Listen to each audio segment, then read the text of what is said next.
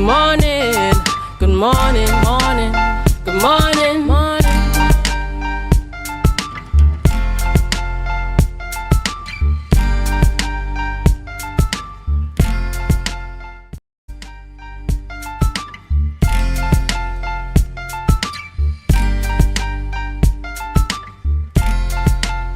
Oh, you don't answer.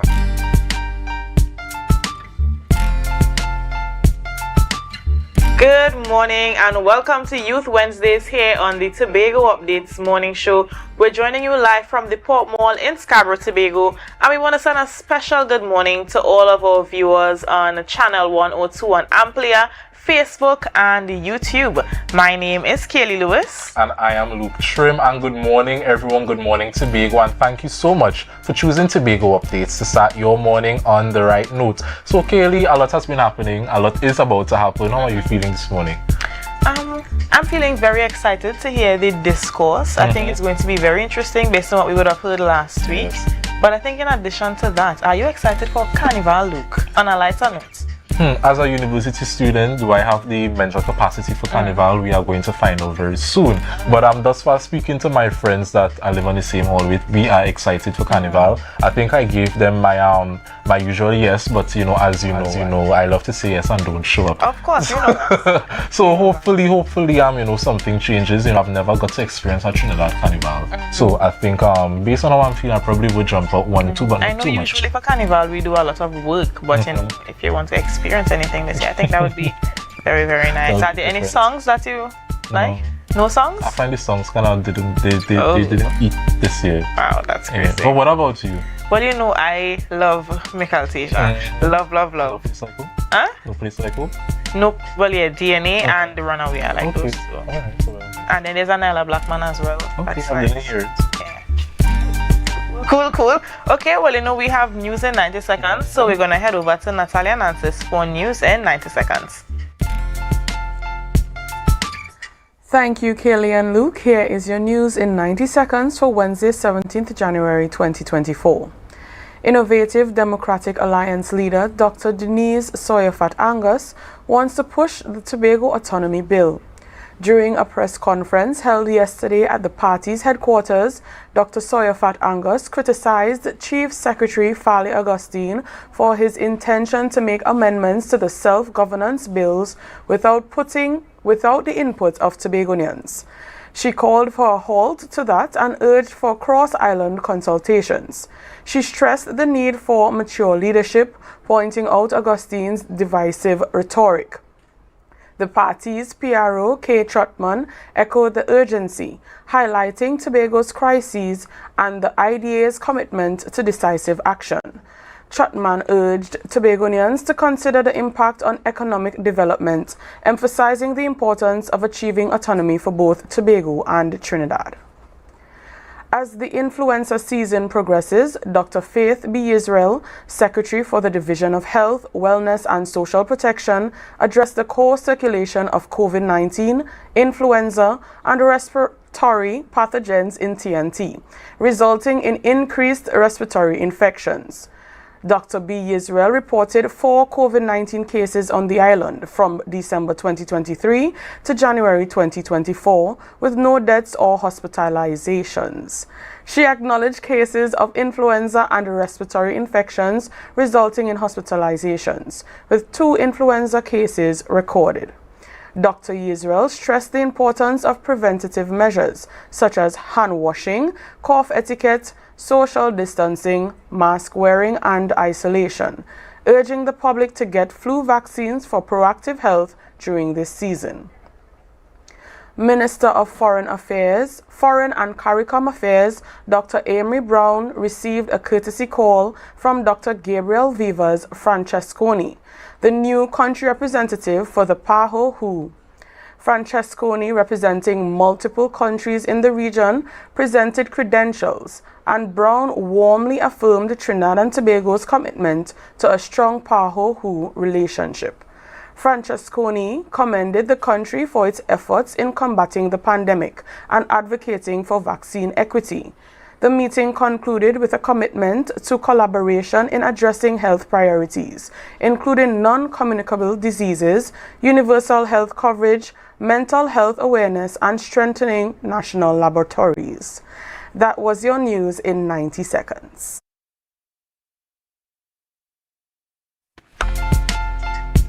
Hey, the Berkeley something.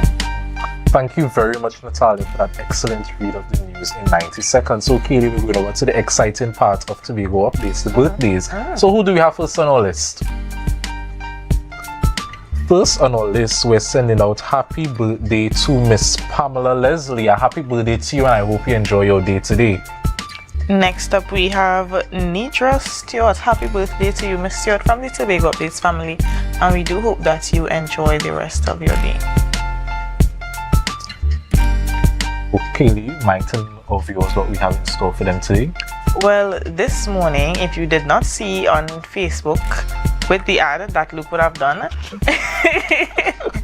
we have a very exciting discussion with 4 of Tobago's young people. They're going to be discussing Tobago's autonomy. It's going to be a very interesting conversation. They started it last week and they are going to continue it this morning. So viewers, be sure to stay tuned, share the live with all of your friends, ask questions in the comments. All questions are going to be answered. Am I correct? Yes. Let's hope. Let's hope. Okay, great. So we're going to go to a short break. Remember to share the live, share the live, share the live. We'll be right back. Flo is bringing Carnival and cash home with a total of $300,000 in cash back when you pay on time, sign up, or upgrade to an everything plan. Plus, we're live streaming fets so you could wind down in your bed, hosting Blue Friday lives at your favorite hangouts. So every Friday you could play a mass and win free fet tickets plus Carnival costumes. Flo bringing Carnival home so you could like yourself. Visit in-store or discoverflo.co for more details. Flo, inspired by you. Hey, it's you. Come in. Long time I see you. This station complete. Ready for children party. Mommy! Jay, you can't go nowhere with these children. And you know you can't depend on Kevin neither Stephen to see about them. Yes. Total waste. So I supposed to stay home whole time? Jada is 12. She could see about that. You just leave Jada to see about Kia and Kayla? I thought it's your mother or your sister. Who? Them always busy. Jada could handle that. She cooking and cleaning a long time. And the next two, better know what time it is. It's only me, you know. I will talk to my mother. She just home these days. She will make sure the children okay. Alright. Let me see the moves for later. Before you ramage, make sure the children okay. Call 996 to report all child abuse now. A message from the Children's Authority of Trinidad and Tobago. Your destiny. The best way to predict it is to create it. Do you see yourself exploring exotic destinations or spending quality time with family? However you see yourself, create your own retirement destiny with Tata Life's Destiny Personal Savings Booster. Choose from one of 3 investment options with guaranteed minimum investment returns to secure a monthly retirement income for life, with the option to choose your retirement age. So what's your retirement destiny? Call 62TATIL or visit tatil.co.tt to learn more today. Conditions apply. Tatil Life, a member of the Ansa Makal Group. Yo everyone, it's your boy Harry here from Authentic Builders General Hardware, located right here in Storby, Local Road, Tobago. That's correct, right here in Tobago. And we are offering you guys the best prices on all hardware material. And if you would like to get your free quotation done, all you have to do is WhatsApp us at 272-1990 and we will give you guys the best prices on all hardware material. That is a guarantee as we are matching or beating any quotations. Tobago Glass Supplies has been a leading name for over 37 years in the glass and aluminum market in Tobago. We provide an extensive range of high-quality, innovative aluminum and glass products for commercial and residential use. Competitive prices with superior and professional services by committed employees who are guided by rigid quality standards. Tobago Glass Supplies specializes in the manufacture and installation of glass and aluminum products products that are essential to today's homeowners and the business environment. We are engaged in marketing, sales, and installation of a variety of products. These ranges from windows and doors to necessities such as mirrors for homes and vehicles, designed and manufactured in-house or imported.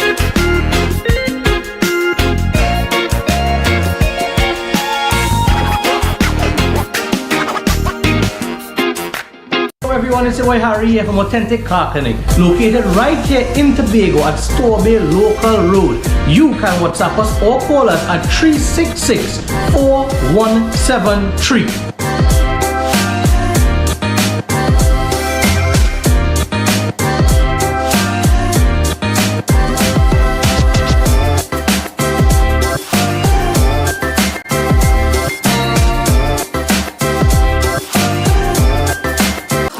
Hey, hello guys, welcome. Come have a seat.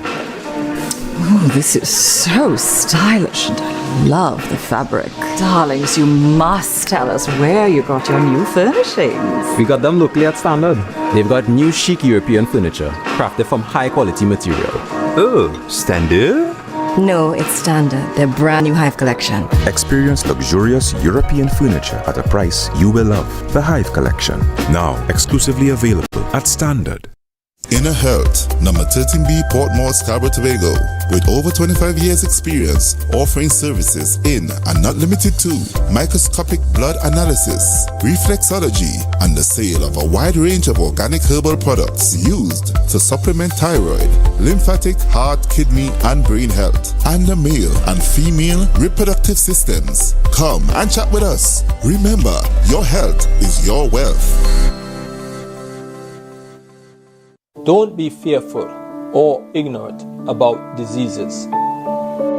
The opportunity to learn how to effectively work with or even reverse sicknesses is here.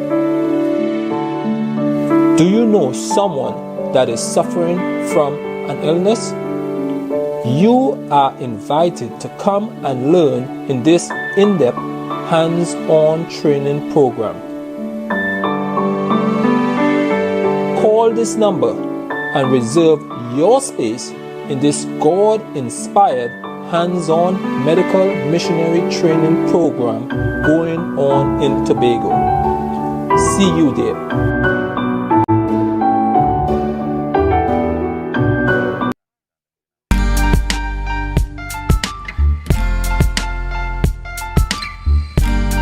Put a smile on your face when you're moving from place to place. Good morning, good morning, morning, good morning, morning.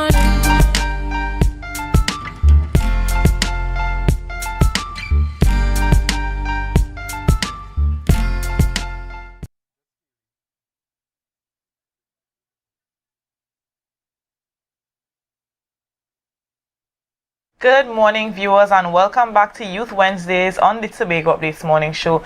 This morning, we're discussing Tobago's autonomy, and you would have met our panelists last week, so I think we can skip the introductions and get right into the conversation. But first, let's see, how are you all feeling this morning? Everybody okay? Anybody nervous?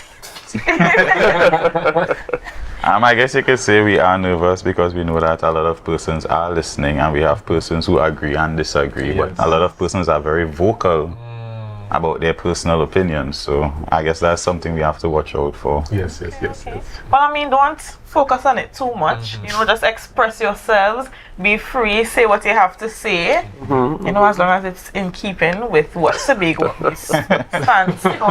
You know. Okay. Progressive viewers are very raw, unfiltered, opinionated. That is exactly what we are looking for. Yes. Okay, so let's get into it. Recently, we heard the Chief Secretary refer to his idea of Tobago's autonomy to a quasi-federal state, right? Give us some of the pros and cons that you think Tobago can achieve from something like this. I mean, talking about places like Canada and Scotland.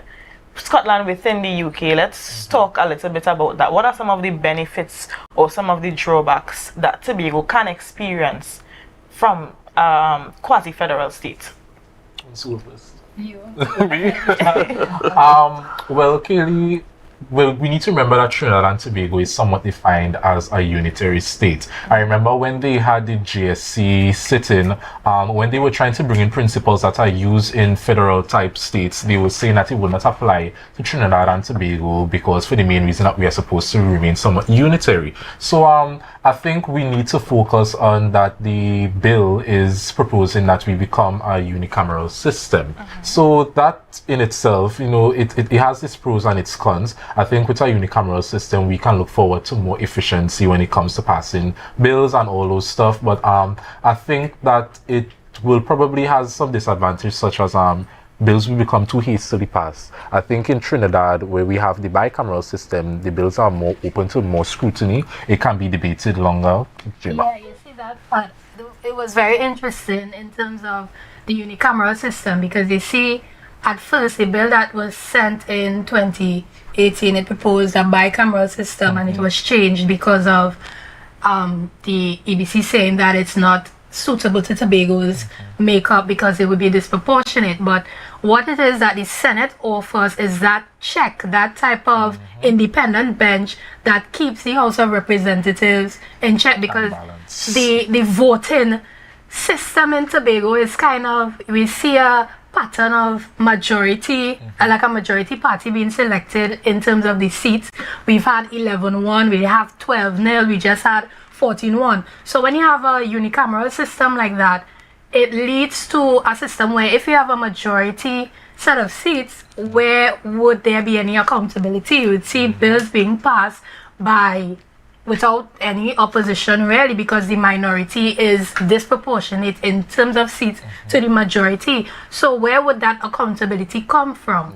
Would we see bills being passed for political gain? We see bills being passed because this party wants that, but is it really in the best interest of Tobagonians?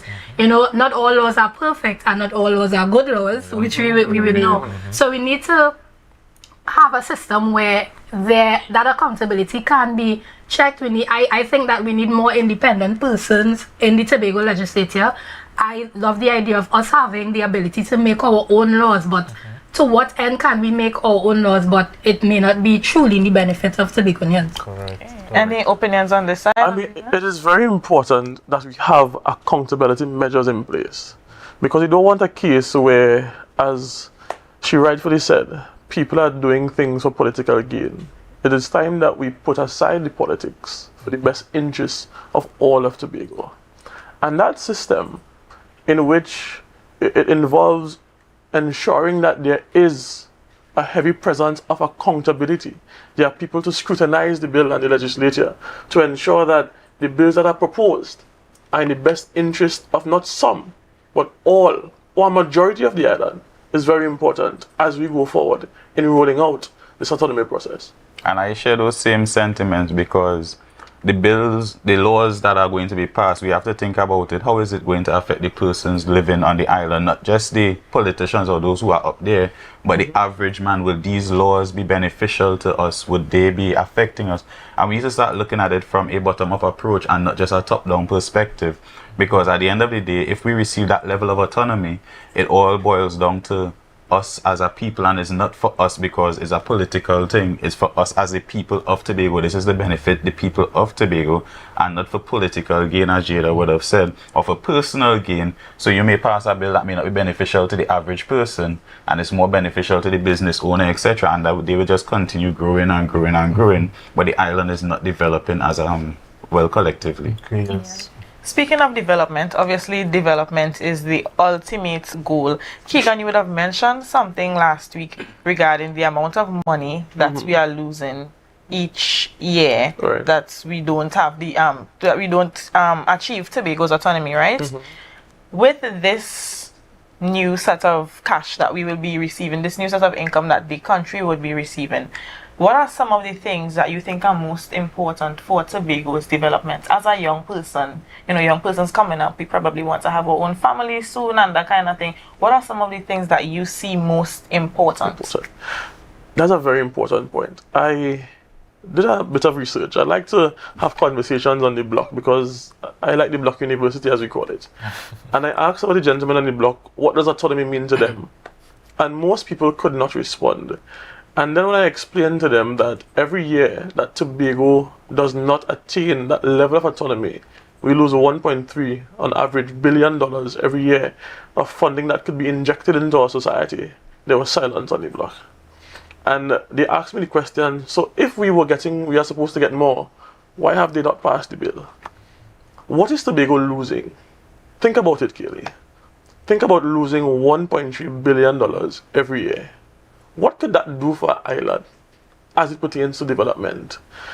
Better healthcare, better socio-economic programs, social programs to meet the needs of those who are on the breadline or even below the breadline.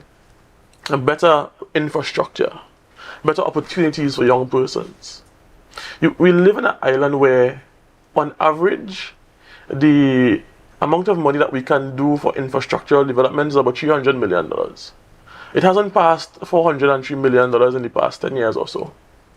And most of Tobago's budget goes to recurrent expenditure, which means that we really cannot do as much as we should be able to do as an island as it pertains to development. So now add $1.3 billion extra dollars to that.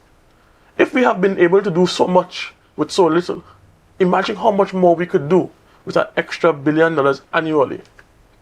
So I want you to put some things into perspective because numbers are important. Think about if 2 or 3 years ago the bill was passed. That would have meant an average of $4 billion more would have been injected into the economy of Tobago. What would that mean for you as a young person? Better jobs, an even greater thriving private sector, a better public service. You may have more opportunities that you may not feel as a young person that you need to leave Tobago to be able to spread your wings. You feel like you could literally blossom where you are planted. I want to touch on something you said in terms of recurrent expenditure. I mean, the proposed minimum that is in the current bill is what, 6.9% or 6.8%. As a Tobagonian, I don't think that is enough in terms of what you're talking about with recurrent expenditure, because you're proposing to give Tobago more autonomy, more administrative powers, more powers to create laws and have more control over Tobago affairs. So when it says you bring that workforce of administrative responsibility that is in Trinidad, you see that we will need more jobs in Tobago. We're going to need more money to pay more salaries. We're going to need more money to develop certain sectors. And when you look at that and all the money that is going to go into the influx of developing Tobago in that way, what money is going to be left over when you look at an increase from 4 point to 6 point and everything else that we have to take into account that will be coming to Tobago that we have to spend our expenditure on. So I think that yes, it is good that we are getting an increase, but is the increase enough?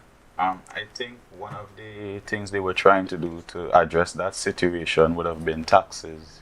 So there will be taxes specifically going towards Tobago now.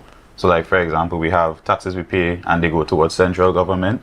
I think what they're trying to do now is have some of those taxes go towards the Tobago fund itself. So that way now we can also continue gaining and gaining and gaining. And in addition to what you were saying, opposed to infrastructure, what about more economically friendly vehicles, hybrid vehicles for the THA, because we know a lot of them have their vehicles and they will be more fuel efficient and more beneficial to the environment. Fire service, does this mean that now the THA can tap into the fund to purchase more tenders for the fire service, more vessels for the Coast Guard, more for the police, more ambulances for the island? Because these are the things we need to start looking at as well, because if there are more ambulances, that's more work for persons who already have that paramedic or that EMT status. More tenders for fire service, so we'll have a better response, because if there's a fire in 3 parts of the island, it'll be a struggle for them to respond because they just do not have enough equipment as well as simple breathing apparatuses. So I'm not sure if they'll be able to provide some sort of economic gain for these persons, but yeah. Okay, before we take a short break, let's hear your take on the... I think I like to address the elephant in the room, and I think this entire autonomy bill, we fail to realize that since its inception, the bill has become polluted with political ideologies. Now, I realize that the general public, they don't have the knowledge like Keegan would have raised, not much people know what the autonomy bill is about. So they will more look to what they hear on the news, hear from our politicians exactly on what the bill proposes. And in the past years, we heard a lot of propaganda. We heard things about secession, we heard things about separating from Trinidad, we heard things about Trinidad having Tobago oppressed and all these colorful languages. But it's until you as a person sit down and read the bill and you understand what it's about, it's easier for you to separate fact from propaganda. So I think that is a very serious issue that we are facing in Tobago, especially in the youth space. Like Egan said, if you ask a random young person what is the bill about, they wouldn't be able to answer you. But I'm sure they will be able to regurgitate things that they heard coming from certain politicians. So I think the true essence of the bill was lost, because the bill wasn't so separate and cause all this bacchanal. It was just to strengthen the unity we have with Trinidad and Tobago, while giving Tobago that responsibility to the matters that relate to Tobago. So that's what I have to say for now. Okay, well, I think definitely after today's session, we should not have any young persons who don't know or who have, they probably may still have questions. You can ask the questions in the chats, as I said before, on our Facebook Live. Our panelists will be very happy to answer you. So to all of our young persons out there, all the viewing public in general, we're going to be taking a very short break and we are going to be right back. Remember to share the live, share the live, share the live.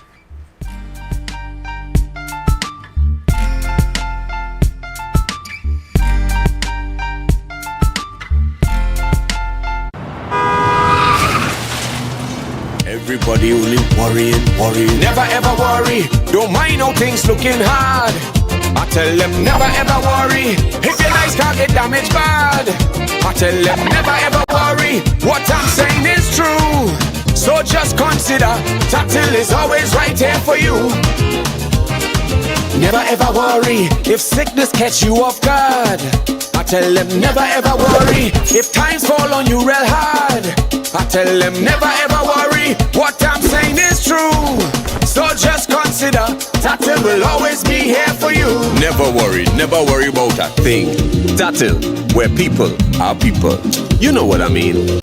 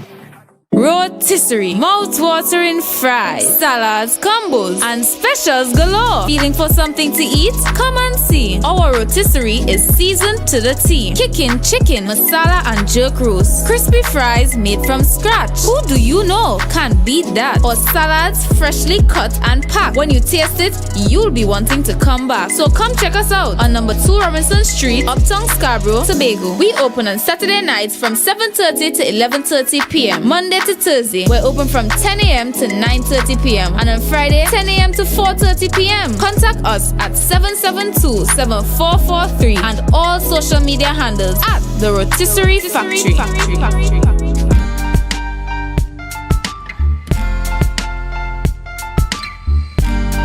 Put a smile on your face when you're moving from place to place. Good morning. Viewers, welcome back to Youth Wednesdays here on the Tobago Updates morning show. We are continuing the conversation.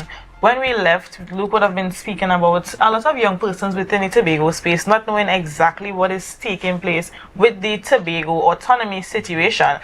In addition to that, you all would have seen the bill, you all would have done your research, I am sure. What is there that you think should be changed? Is there anything that you think should be changed? Do you agree with everything do you think that everything is really within the best interest of Tobago, or do you think there should be some amendments? Well, there is no perfect bill ever. There was never a perfect bill to be passed. I mean, what is being proposed is definitely more than what we currently have.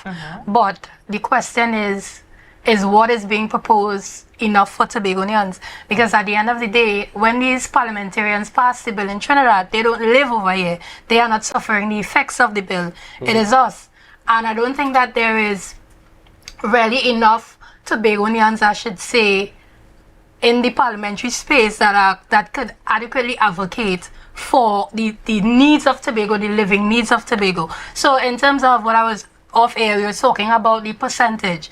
That 6.8% is not something that is going to be entrenched in the Constitution. Just like they could propose a bill to change the minimum that we have now to a greater minimum, what is to say that a opposition party, or not even opposition, what is to say a party in the national election has a majority of 31 seats, and they say, okay, we are going to change this minimum. Tobago getting too much money with the 6.8. Let us change it back to, because we want to conserve money in the national budget, or what is to stop that? So I see that there are a lot of disparities in terms of what is truly right for Tobago, and maybe there should be some amendments, but the bill does propose a lot of benefits that we don't currently have, but there could be a bit more. Now, Jada, you mentioned something very important there regarding not enough Tobagonians being there, because they would definitely know the Tobago culture. If you're not living in Tobago, you wouldn't be able to have the Tobago experience and know what Tobagonians want, what Tobagonians need. And we can see things like this happening within the United States. They have their central government, but then they have the different states would have different laws, because the culture of the states would be different. Some states would have the marijuana laws, some states have abortion laws, firearm, those different kind of things, because the culture is different within the states. Now, what is your take on that regarding Trinidad, Tobago? Do you think that Tobago has enough representation regarding the Tobago Autonomy Bill? Do you think that the Trinidadians who are there in the parliament, do you think that they definitely know what we need as Tobagonians? Do you think that they have the Tobago experience, they know the Tobago culture? What are your thoughts on that? No, that is a very tricky topic to get into, because you have to be careful of how you bring across the point. You don't want to seem as though you're purporting a Trinidad versus Tobago kind of agenda. However, who best to advocate for Tobago than for somebody who lives in Tobago and somebody who understands the culture? And Jada would have raised an important point. Are there individuals in Trinidad who has Tobago's best interest at heart? And when you think about what Tobago loses every year, Kaylee, when you think about what Tobago loses every year, you wonder to yourself, why have they not given Tobago more autonomy? You touched on a very important point as it pertains to the different laws for different states in the United States. And that is so because they understand that one cup could never fit everyone. You have to treat with every state, every island, every culture individually. Though Tobago and Trinidad has a lot of similarities, we also have a lot of differences as it pertains to culture and our way of life. And so, as it pertains to the lawmaking aspect, where Tobago focuses a lot on tourism, on agriculture, on that marine environment and so, nobody in Trinidad is going to take crime that is so rampant, leave that aside and focus on Tobago affairs. So you have to have a situation where there are Tobagonians advocating for Tobago and putting Tobago first. And that could only happen with greater autonomy. I also share those sentiments, because when you look at the culture of the US, they still have their jurisdiction within their different states. However, the federal government would oversee a simple state. So there will be the state of, let's say, New York. They have their NYPD. Now, if there's an investigation being conducted or someone breaks a specific type of law which is guided by the Constitution, then we know then and there, the federal, which is the FBI, they would step into play and oversee or overpower those of the NYPD. Now, for our autonomy, with the laws that we are going to be passing, or if we are presented the opportunity, it will still be guided with the assistance of the president. So I know a lot of people say they don't see the president or they never hear from the president. Well, now we're going to be working side by side with said person. So I think that it's all about accountability and transparency, as well as taking a bottom-up approach and ensuring that the laws that are going to be passed are genuinely beneficial. We need to see more consultations, especially on from a youth perspective, because they always forget about us, or they may include 1 and 2 young persons, but that's still not a substantial amount, because you could ask, there are a lot of children within high schools who may have better ideas than some of the persons who have BScs and MScs or PhDs.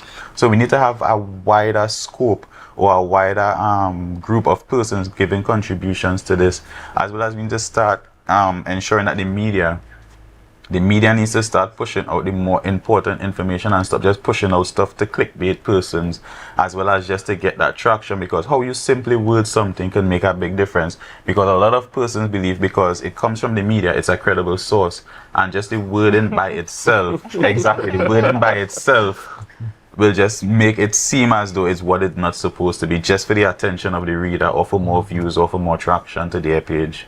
Okay, I appreciate everything I'm hearing, and guys, I love how you touch on the United States to use it as, somewhat as a parallel, because what a lot of people don't know is that when you are trying to amend a constitution, it takes time. It's a long process. So in this space, we'll hear people saying, this autonomy bill is a long time they're talking about it, it's a long time going on, but that is the process, but not everyone knows that. If we are to look in the United States, if my memory serves me right, the 27th Amendment to the United States that dealt with the salaries paid to United States congressmen or women or whatever, I think that was the longest amendment to date. It took over 202 years, 7 months and 12 days. And it's a long process, because you just can't call and say, well, hey, there's this area in the Constitution, I would like to do a transaction, 3 to 5 business days. It doesn't work like that. And that long process, it is deliberate, because it provides stability, it provides broad consensus, and it makes sure that you are critically analyzing the changes that are being made. So this long deliberate process, in essence, it somewhat protects the fundamental principles of the Constitution, and it will help us avoid things such as, hastily or harmful decisions that we, just, for example, if we are to amend the Constitution, quickly, when it is passed, it is going to probably create more problems than, solutions. So when we hear people in this space talking, well, if I'm taking long, it's a long time we're doing this is just the process. And the more time we take, the more consideration we put into evaluating what we are going to, amending the Constitution, the better it's going to be for Tobagonians. So yes, Keegan, I understand that you raise that the longer we wait, it is a loss. But the longer we take to really make sure that this thing is perfect, that we don't have to come back here another time, I think it's something that we really need to appreciate. And I think the speed, the momentum I'm seeing, I think it's better compared to what we see in the United States, because they don't play with the Constitution. You could talk all you want to change, and they will just brush you off. But the fact that in 2024, the Tobago autonomy discussion is still alive and kicking, it's still engaging, I think it's something we really need to appreciate. Okay, so Luke is saying that the time frame is definitely necessary, and Keegan is saying that it's taking too long. And viewers, this is definitely because Keegan is a finance guy, so he wants the money now. But Luke wants us to make sure that it's perfect. I love that we are using the comparison, we're doing the comparison with the United States. I think that's very important. Comparison is always good. That they would consider themselves first world, we are still developing. So it's good for us to compare ourselves with them. In terms of what you would have mentioned, Keegan, with Trinidad having crime and not wanting to put that aside to focus on Tobago. In terms of something like crime, let's talk about crime and comparing it to the United States again. When you think about the United States and you think about crime, do we think about it by the state, or do we say the United States? Because you might think, okay, New York has a lot of crime. Maybe California or somewhere there has a lot of crime. Or do we say, the United States, the crime rate is high, or, you want to go to probably North Carolina. I'm not sure how much crime there is in North Carolina, but we don't hear about, crazy things, people just killing everybody. A lot of killing happening every day in states like that. So do you think people make the differentiation Tobago has crime, Trinidad has crime. Do you think that they make that differentiation? Do you think that that is something that we can achieve through Tobago autonomy? Because recently when we had one of the cruise ships in Tobago, before the persons came off the cruise ship, they told them, don't wear jewelry and that kind of thing. Because that is what happens in Trinidad. So they think that is the same thing that is going to happen in Tobago. Yes, we have crime happening in Tobago. I don't know what is taking place right now. It's getting very crazy. But do you think that we can achieve that differentiation as it relates to crime with the Tobago Autonomy Bill? I would just quickly say that at the end of the day, we are a republic, at Twin Island, one republic. However, I think that there should be some separation in terms of statistics. So as we relate to crime, we will look at crime per capita, right? So the crime rate in Trinidad per capita is significantly different to the crime rate in Tobago per capita. Now, if we get more in-depth into it, we would look at environmental factors such as how much carbon dioxide or carbon monoxide is emitted in Trinidad in comparison to Tobago. But at the end of the day, they look at it as a collective. Now, when we go out on an international platform, they don't really see Trinidad and they don't see Tobago separated. They more so see Trinidad and then somebody might mention Tobago. Now, what I think we can do is start separating statistics from a tourism perspective, because at the end of the day, we thrive on tourism. I know things are seemingly bad at this point in time for the island as it relates to gun violence especially, but I think that is something we can maintain, because once again, it also goes back to the media, because a lot of good things are happening on the island, but media houses or other persons choose to share bad information or bad news opposed to something good happening. We don't really congratulate persons as much anymore. Everything is always, he did this or she did this, so we have that sharing more and more. So I think simple things are separating statistics or being more vocal and reporting accurately is more important for us as it would benefit the island. But that is very important in terms of ensuring that we separate the statistics. You see, the thing about it is when you research Trinidad and Tobago, you're not going to see Tobago has 5 murders for the year and Trinidad has 500. See the total. You're going to see the total amount of murders per capita for the Republic of Trinidad and Tobago. And last year, we hosted the Caribbean Regional Youth Conference right here in Tobago. And a number of young persons came and they said that it's the safest they have felt. They walked on the road, they didn't feel like they were targets, they were walking from their hotel to the places of enjoyment down at the strip there in Crown Point and so. And they said Tobago is amazing, Tobago is lovely, we didn't know it was so nice and so. And so we have to do our part as young people. We must do our part, while we wait on central government or so and the Tobago Autonomy Bill, we have to do our part in marketing the island and ensuring that we brand Tobago in such a safe, green, serene environment. Because what we have seen so far is that we have the power in our hands, literally. Social media is such an important tool that we can use. One TikTok video could change the whole perspective of an entire country. Exactly. Could change your perspective of an entire country. Watch out the lady who came and spoke about the taxi driver. That is so true. So we have to be able to sell the positives of the island, because we focus so much on the negative, but there are so many positives on the island here that we can market and we can share to ensure that when people research Trinidad and Tobago, Tobago pops up as safe, green, clean and serene. And we could literally be the greatest little island on the earth, as they say. Definitely something we should capitalize on, because I'm not sure if you all would have remembered the October Carnival that we would have had last year. It was 100% safe. Yep, and that is definitely something that we should capitalize on and be proud of as Tobagonians. But viewers, we're going to continue the conversation. Right now we're going to take a very short break. Remember to share the live, share the live, share the live. We'll be right back.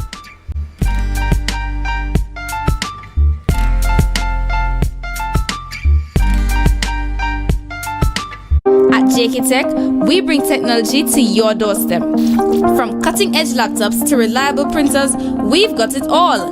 Nationwide delivery and a new website for easy online ordering.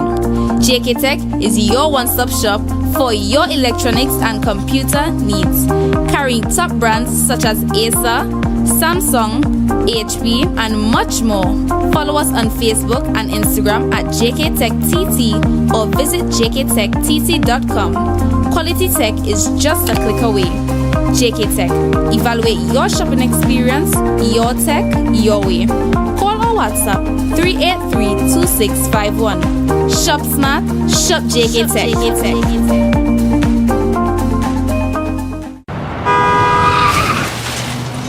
Everybody only worrying. Never ever worry. Don't mind how things looking hard. I tell them never ever worry. If your nice car get damaged bad, I tell them never ever worry. What I'm saying is true. So just consider Tatil is always right here for you. I tell them never ever worry. Don't mind if life make you sad. I tell them never ever worry. If your house get flooded out real bad, I tell them never ever worry. What I'm saying is true. So just consider Tatil will always be here for you. Never worry about a thing.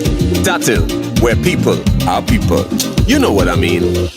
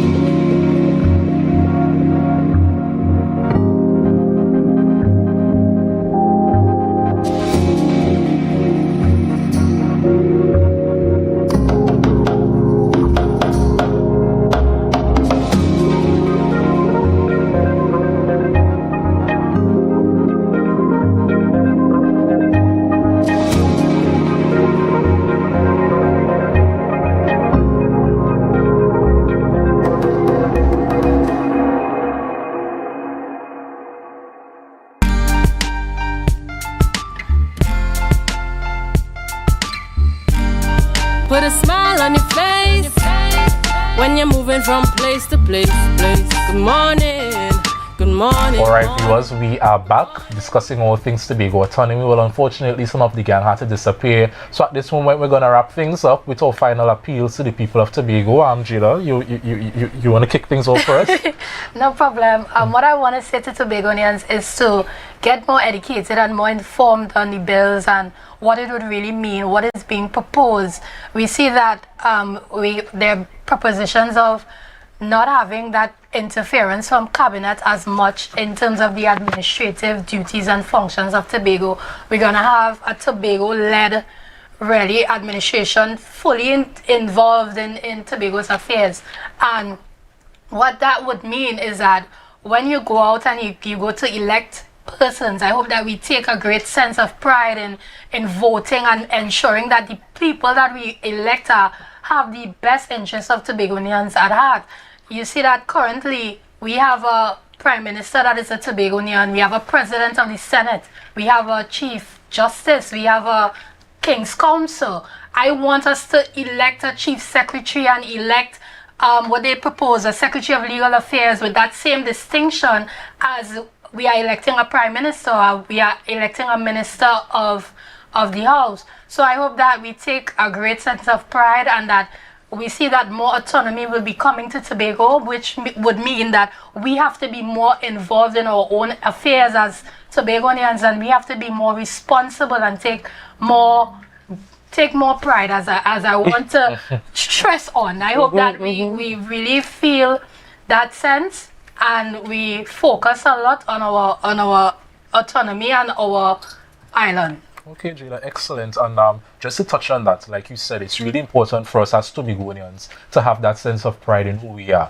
because it's only until you leave the island, for example, I'm studying in Trinidad, that you start to understand why people like Mr. Ho Choi Charles was fighting for what he was fighting for. Everything starts to make sense, because when you go to Trinidad, we somewhat feel marginalized. We somewhat feel like we are not appreciated. And then when you sit and you think, it's like, oh, this is why Mr. Charles was advocating so vigorously for Tobago's autonomy. And like I said earlier, just take probably 45 minutes to an hour out of it to sit down and read the bills that are being proposed, because it's really easy to lose the meaning and you know, to just get polluted with a lot of political noise. But I would like to say that it's, like I said last week, it's time for us as Tobagonians to have the power, the same power that they have in Parliament, to make our own laws that are relative to what we do here in Tobago. We are not asking to separate, we're not asking for all the bacchanal. What we are asking for is that as Tobagonians, as life is developing, as society is developing, it's time for our law, our constitution to develop also, so that Tobago's interest is put first in our constitution.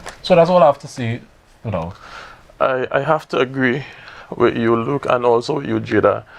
It is time for us to continuously send out that call, reminding Tobagonians of the importance and the need for attaining our own autonomy, to get our own self-government. So I'm calling on all the persons who have the power in their hands. As a young Tobagonian, we are making that call to you. The Prime Minister indicated that he's going to again table these bills to the Parliament. When that time comes, we want you all to vote in favor of the bill, in the best interest of Tobago. The bills may not be perfect, but they are better and places Tobago in a better position than we are currently in right now.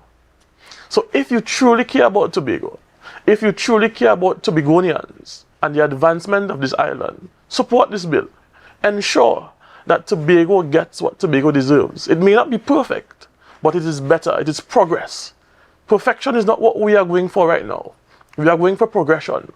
So put aside all the politics and do what is best for all the young people you see seated here this morning, for all the young people who may not have a voice. The power is in your hands.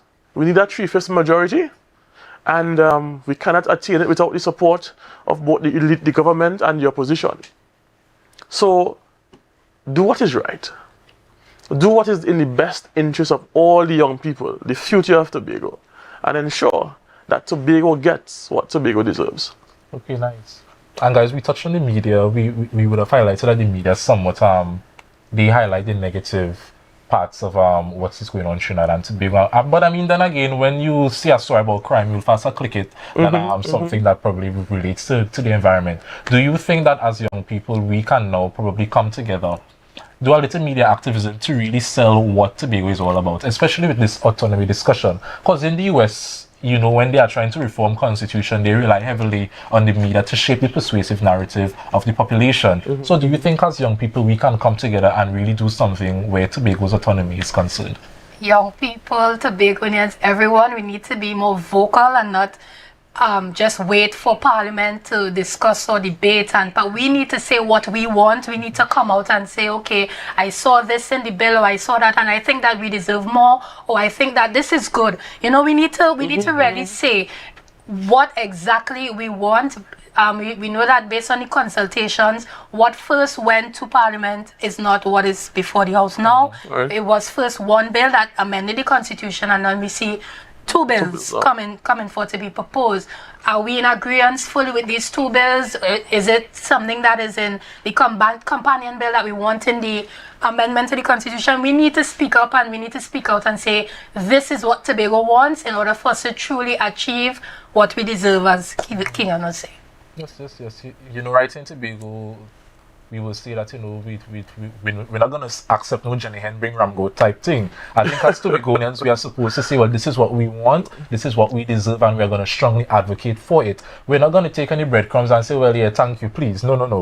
This is what we need for Tobago's development, and we are advocating for it. We will continue to advocate for it. Like I said earlier, it's it's interesting. It warms my heart that after all these years, the discussion about Tobago's autonomy is still alive, relevant, and kicking. So it's time for us to capitalize on this momentum, and now is the time that we really should be advocating for Tobago's betterment, Tobago's development. And you know, we love Tobago. This is our island, but this sense that we have to wait or depend on Parliament, like we raised earlier, who may not be appreciative of the nuances of Tobago culture or struggle or story.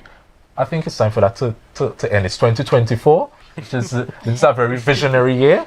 So I look forward to see where these discussions go, where these debates go. We are going to be tuned in. I would love to see somewhat if more young people, like we said, are included in these discussions. Because we have value, we have opinions, we have that fresh perspective that I think the bill is lacking. So I look forward to that. Keegan. I totally agree, and as you rightfully said, some bills take a longer period in time to be ascended. And so if young persons like ourselves are not passionate about it, in time the bills will die. So we are encouraging all young Tobagonians, get on board, be passionate about this, because literally together everyone achieves more, right? And the only people that lose with the delay of this bill are Tobagonians. So ensure that we do what is necessary, that the people that come behind us will be proud. Let it not be said that they came and they could have done better. Let it be said that they came and they did well. Exactly. All right, viewers. So I think, I'm sorry, the fun is coming down till an end. But we have 3 more minutes. What are we going to do in 3 more minutes, guys? We're going to do 3.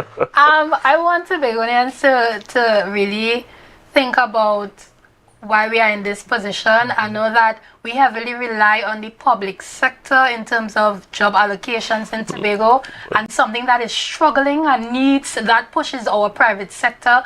We need to develop our agriculture more, we need to develop our tourism more, and not wait on that, not wait on help or that reliance really on the government. We as Tobagonians, we have so many entrepreneurial ventures that we can go into that can appeal to tourists coming in, that can appeal to the region. We have so many Tobago foods, we have delicacies that we can focus on exporting that to internationally, and you know, we have so much craftsmen, and our private sector needs that push, and it starts with us in Tobago. We need to do more, and we need to contribute more to our economy and build our economy more. How do you all feel about it?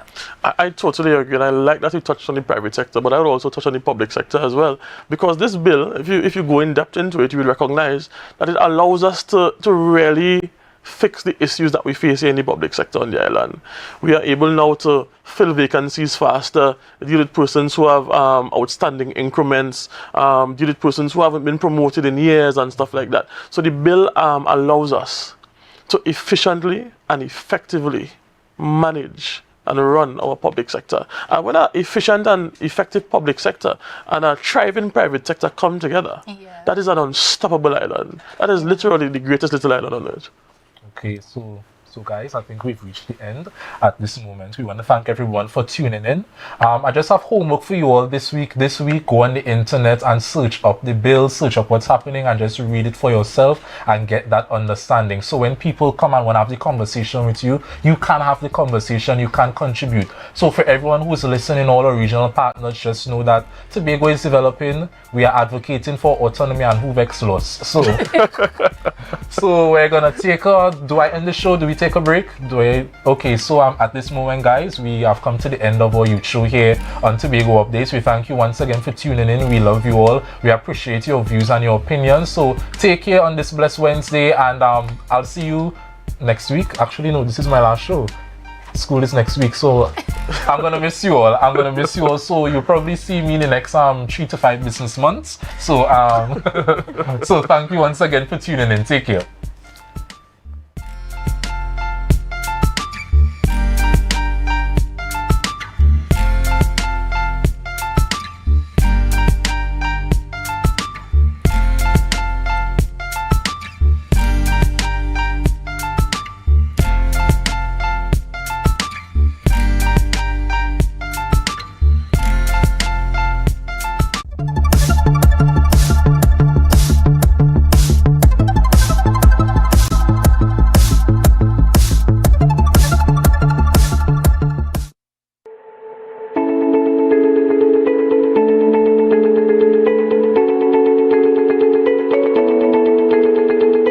It brings us an immense sense of pleasure as we think of the families in Tobago that needs our partnership.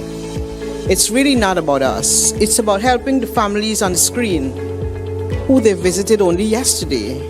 It's about helping families that are vulnerable, and without the partnership, perhaps they will continue to live in the squalor of poverty housing, indecent housing, inadequate housing, unsafe housing. It started with visits, and it's going to end with people having keys, people understanding that when the rain is falling, it will not wet them in the beds, that they will have proper roofs on their houses, that we will lead a strategy that will help with mitigation, but beyond that, that we will build the capacities of our community in such a powerful way that even the youngster that is coming up that says, I want to do construction, that we make sure we enhance their capacities. Under the umbrella of this arrangement, several initiatives targeting disaster mitigation, such as minor and emergency repair and reconstruction assistance grants,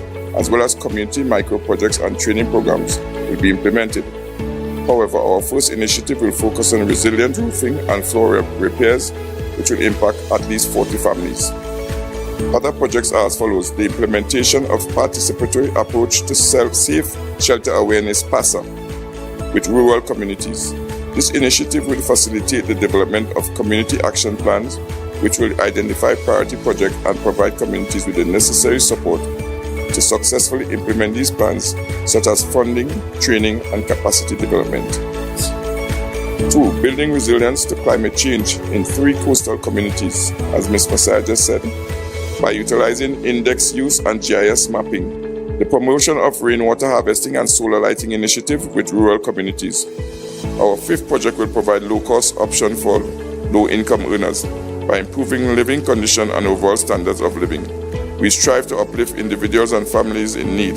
This initial project, as envisioned by Habitat for Humanity, they are prepared to put into this project $1,445,000. I thought the director would have given the money, but $1.4 million from Habitat for Humanity for this program.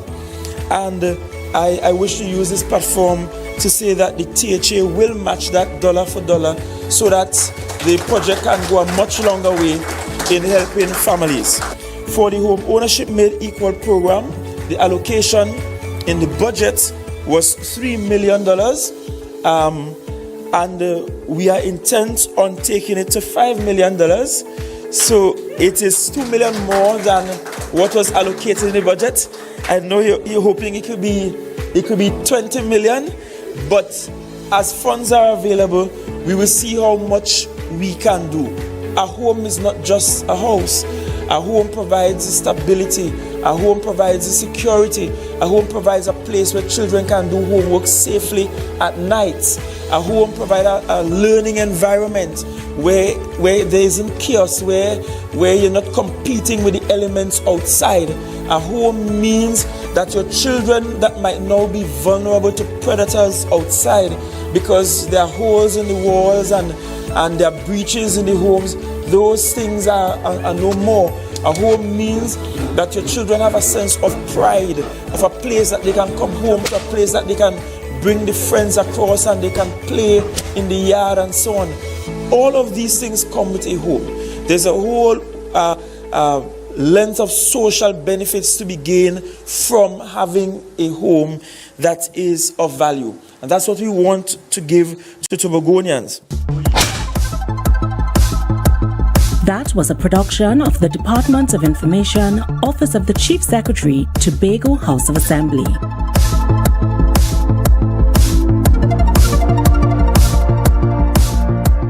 Yes, you come in. Long time I see you. This station pumping. Ready for children party. Tommy! Jay, you can't go nowhere with these children. And you know you can't depend on Kevin neither Stephen to see about them. Yeah. Total waste. So I supposed to stay home whole time? Jada is 12. She could see about that. You just leave Jada to see about Kira and Kayla. I thought it was your mother or your sister. Who? Them always busy. Jada could handle that. She cooking and cleaning a long time. And the next two, better know what time it is. It's only me, you know. I will talk to my mother. She just home these days. She will make sure the children okay. Alright. Let me see the moves for later. Before you ramage, make sure the children okay. Call 996 to report all child abuse now. A message from the Children's Authority of Trinidad and Tobago. Your destiny. The best way to predict it is to create it. Do you see yourself exploring exotic destinations or spending quality time with family?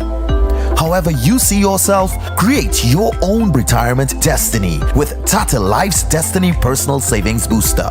Choose from one of 3 investment options with guaranteed minimum investment returns to secure a monthly retirement income for life, with the option to choose your retirement age. So what's your retirement destiny? Call 62TATIL or visit tatil.co.tt to learn more today. Conditions apply. Tatil Life, a member of the Ansa Makal Group. Yo everyone, it's your boy Harry here from Authentic Builders General Hardware, located right here in Tobago, Local Road, Tobago. That's correct, right here in Tobago.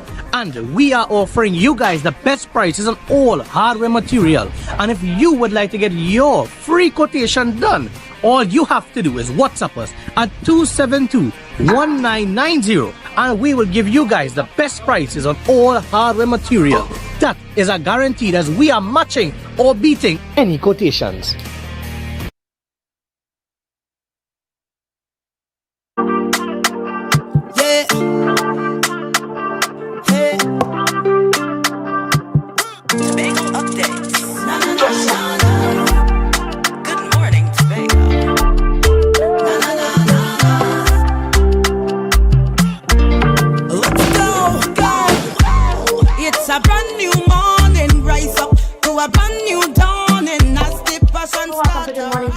Tobago updates, your source for current affairs in Tobago, Trinidad, and the region. With the perfect conversations to complement your morning routine, I am Candice Jackson, and let's get started with the news in 90 seconds.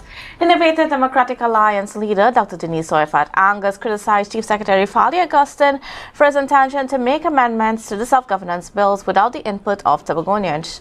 She called for a halt to that and urged for cross-island consultations. The party's PRO, Kate Trotman, echoed the urgency highlighting Tobago's crisis and the IDA's commitment to decisive action. Trotman urged Tobagonians to consider the impact on economic development, emphasizing the importance of achieving autonomy for both Tobago and Trinidad. Secretary of Health, Wellness and Social Protection, Dr. Faith B. Israel, addressed the co-circulation of COVID-19 influenza and respiratory pathogens in TNT, resulting in increased respiratory infections. Dr. B. Israel reported 4 COVID-19 cases on the island from December 2023 to January 2024, with no deaths or hospitalizations. But in the case of influenza and respiratory infections, that resulted in hospitalizations, with 2 influenza cases recorded. Dr. B. Israel stressed the importance of preventative measures such as hand washing, cough etiquette, social distancing, mask wearing, and isolation, urging the public to get flu vaccines for proactive health during the season.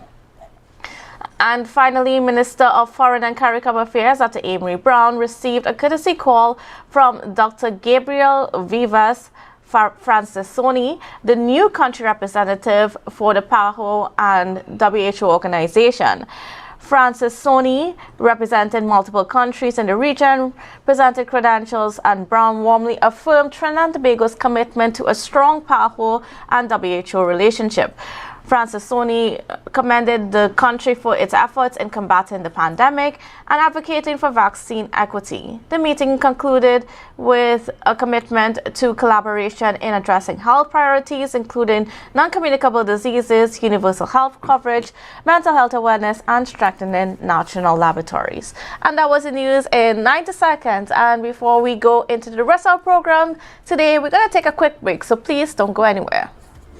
People in the sun, we are beaches, we are rivers, we are Yo everyone, it's your boy Harry here from Authentic Car Clinic, located right here in Tobago at Tobago Local Road. You can WhatsApp us or call us at 366-4173.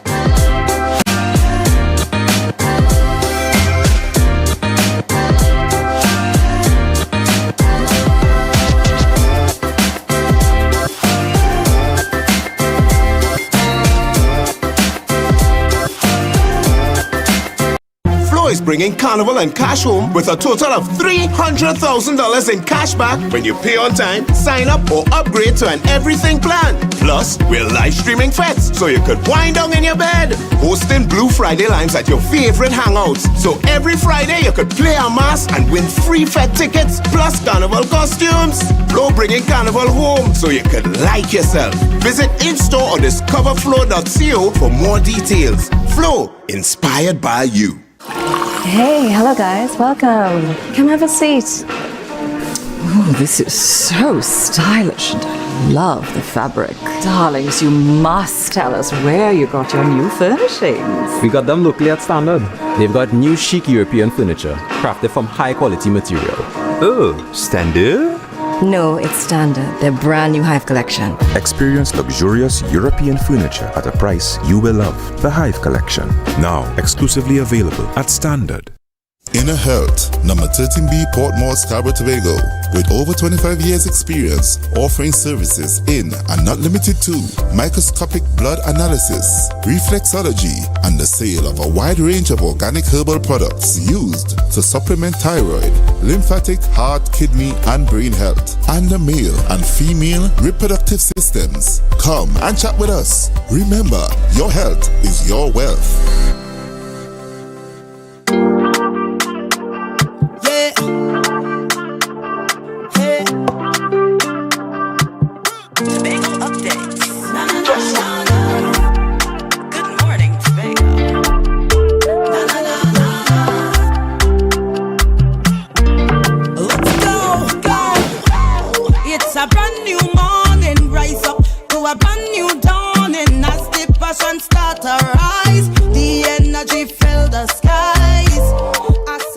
Welcome back to Good Morning Tobago on Tobago Updates. Viewers, for this segment, well actually for the whole hour this morning, we are privileged to have within our presence the Tobago ACP for this morning, Mr. Collis Hazel. So a special good morning and welcome to you, sir, this morning. How are you doing? And of course, I think this is the first time we've seen each other for the New Year, so Happy New Year to you as well.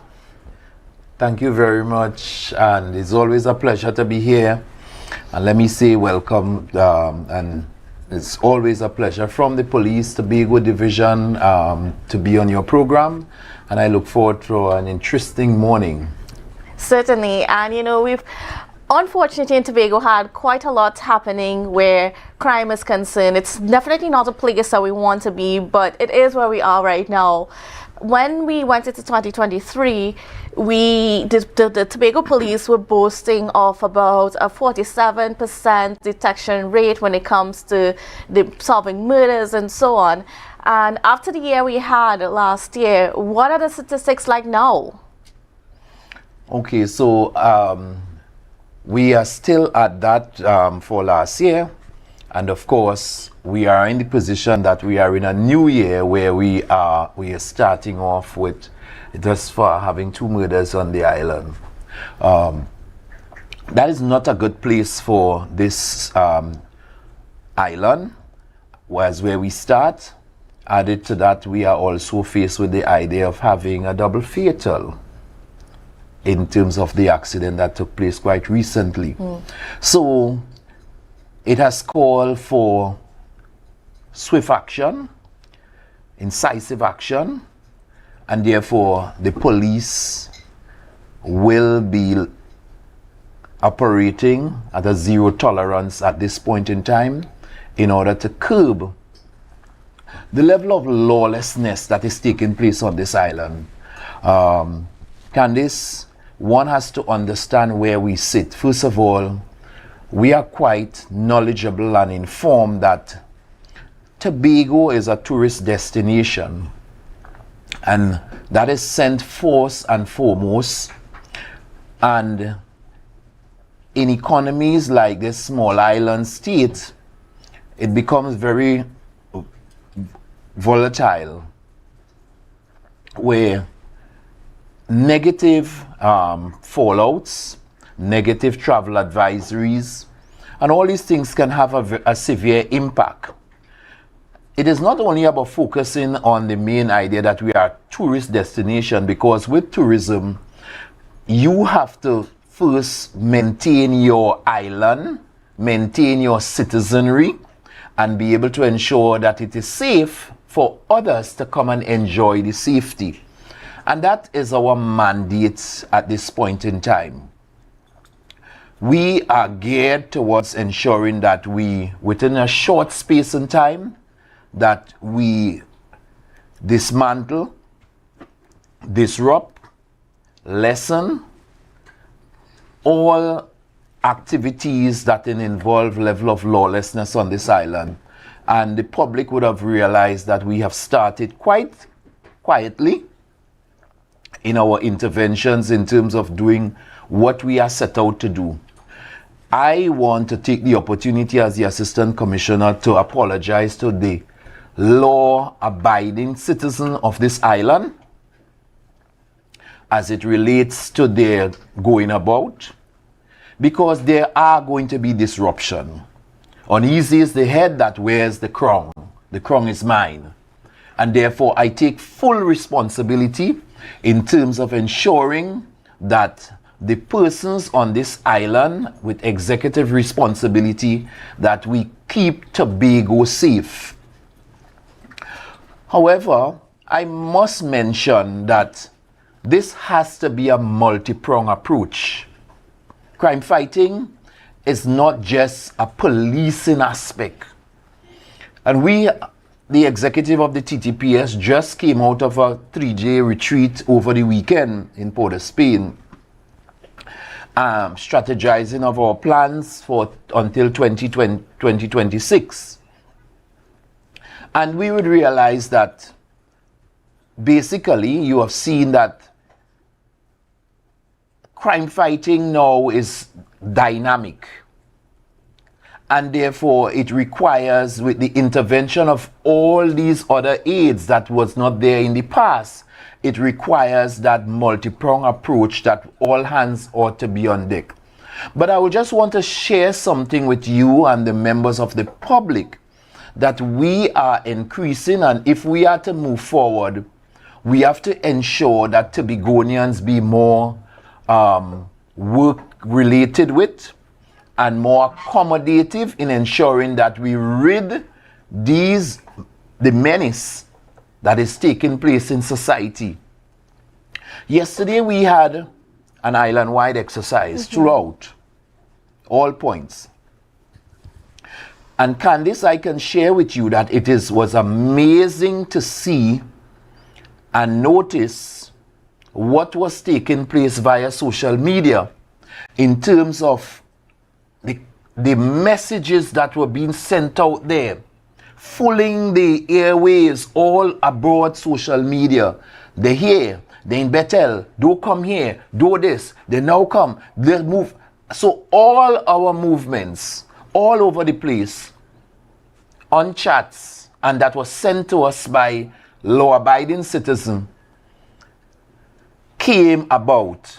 And I am telling you, these were not foreigners, these were no gang people from nowhere, these were Tobagonians. And what is that doing? How is that undoing the work that the police is trying to do? Of course, because at the end of the day, police operate in covert and overt situations.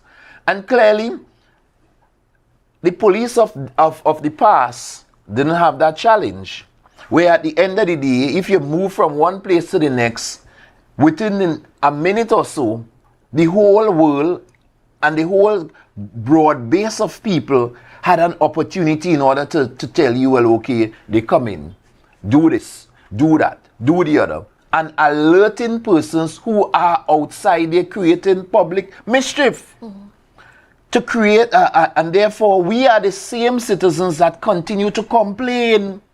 What are they doing about crime? What are they doing about things? But you look at social media yesterday, you saw a situation where people were blatantly disrupting the operation of the police by sharing information to and fro in order, while we are trying to dismantle and to apprehend those persons who are creating lawlessness in society. You had other lawless persons in Tobago who were encouraging that.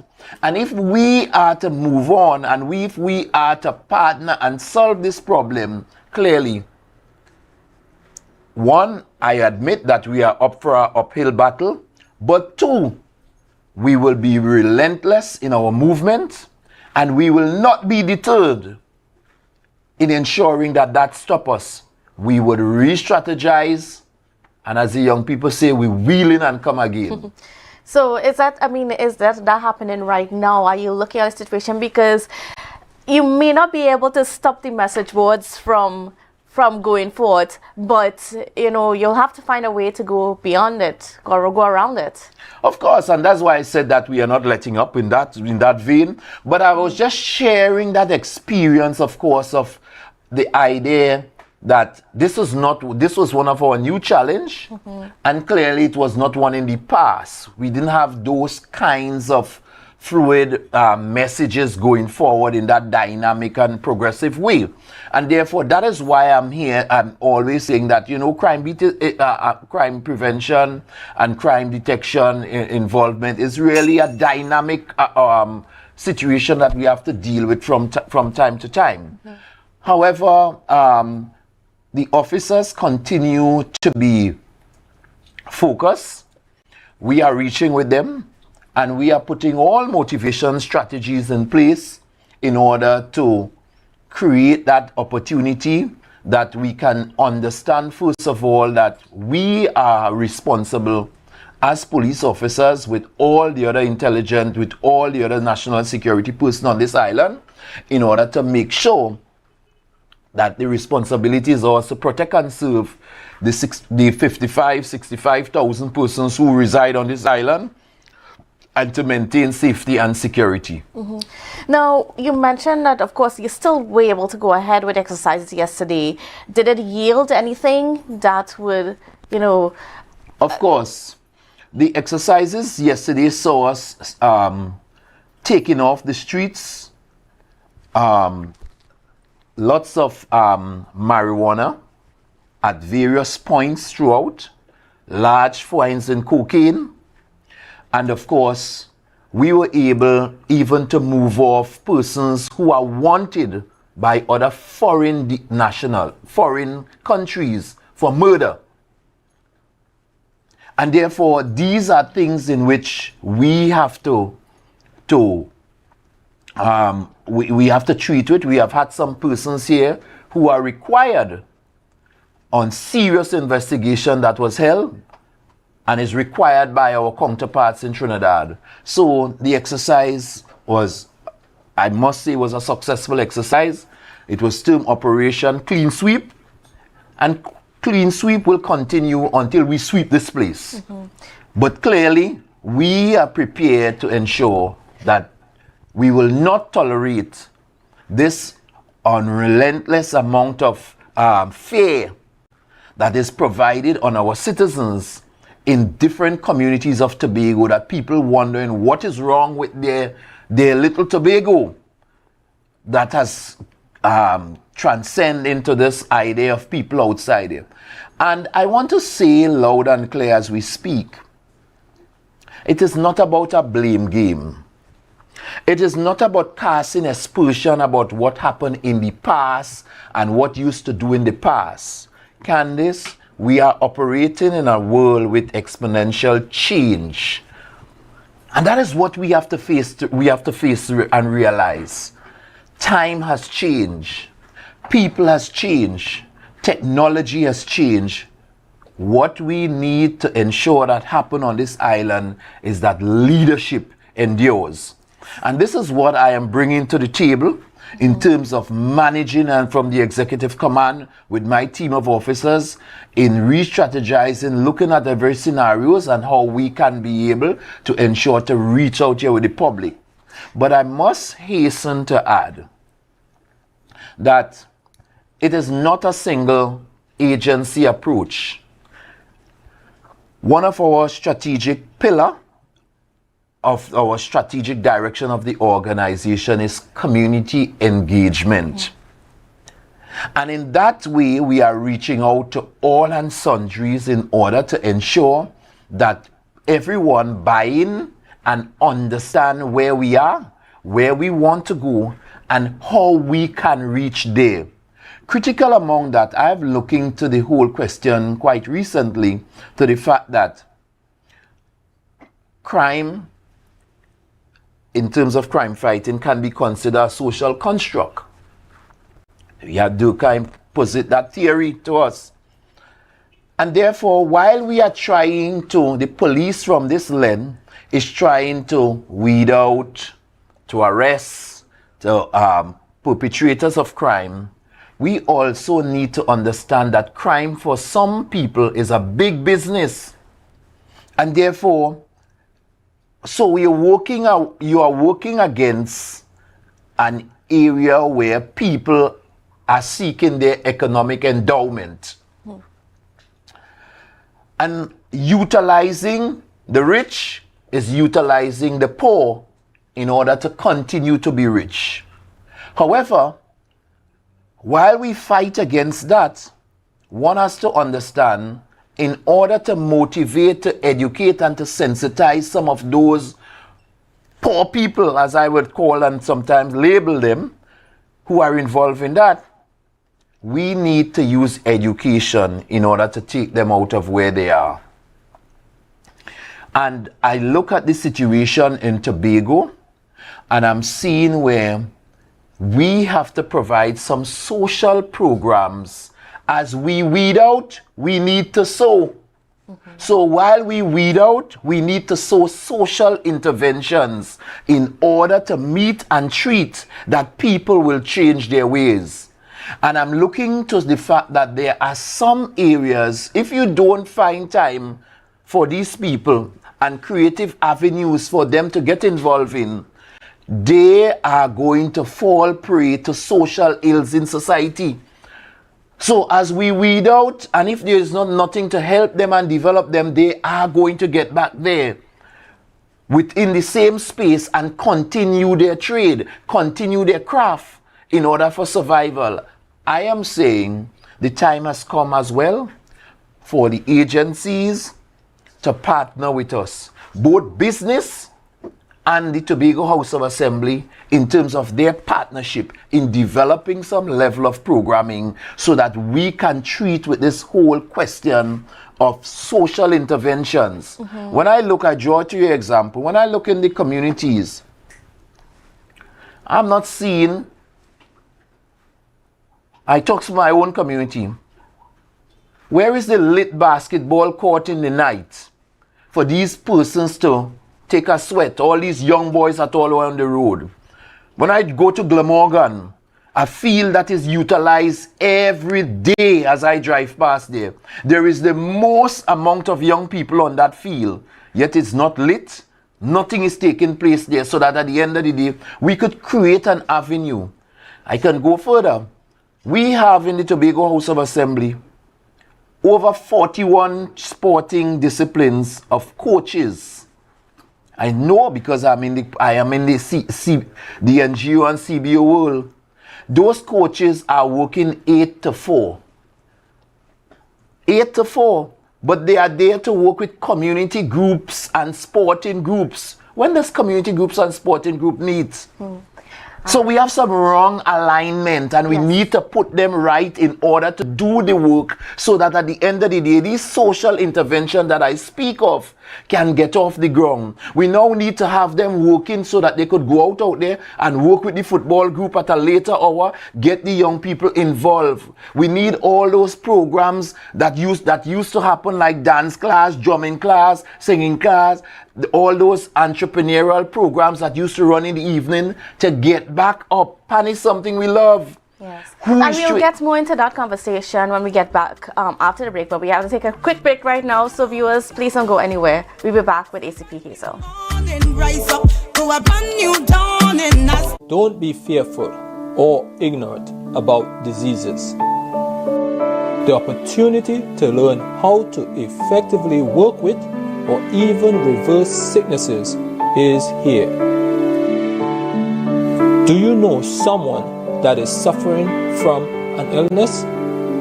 You are invited to come and learn in this in-depth, hands-on training program. Call this number and reserve your space in this God-inspired, hands-on medical missionary training program going on in Tobago. See you there.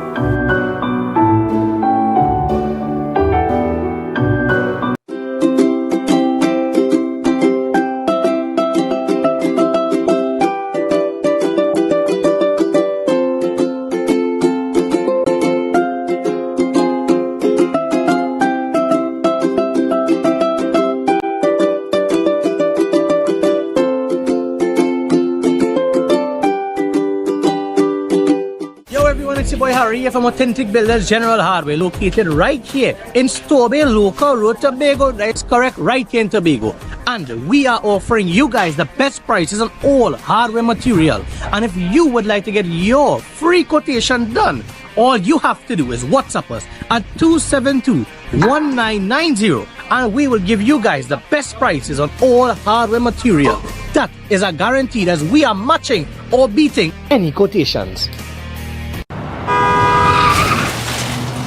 Everybody only worrying. Never ever worry. Don't mind how things looking hard. I tell them never ever worry. If your nice car get damaged bad, I tell them never ever worry. What I'm saying is true. So just consider Tatil is always right here for you.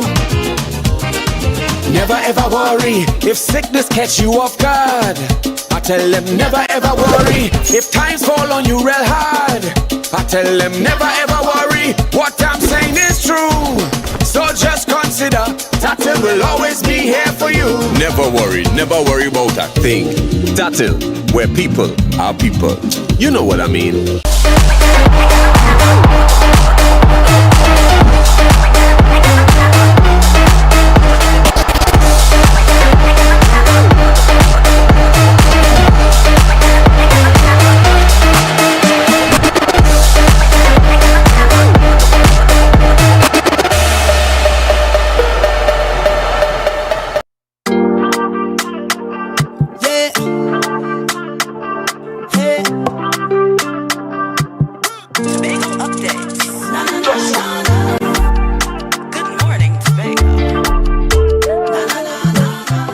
Welcome back to Good Morning Tobago on Tobago Updates, viewers. We are continuing our conversations this morning with Tobago ACP, Mr. Collis, Officer Collis Hazel, as we try to figure out what's been happening with the crime situation here in Tobago, because it's a very unfortunate situation where we are at this point in time.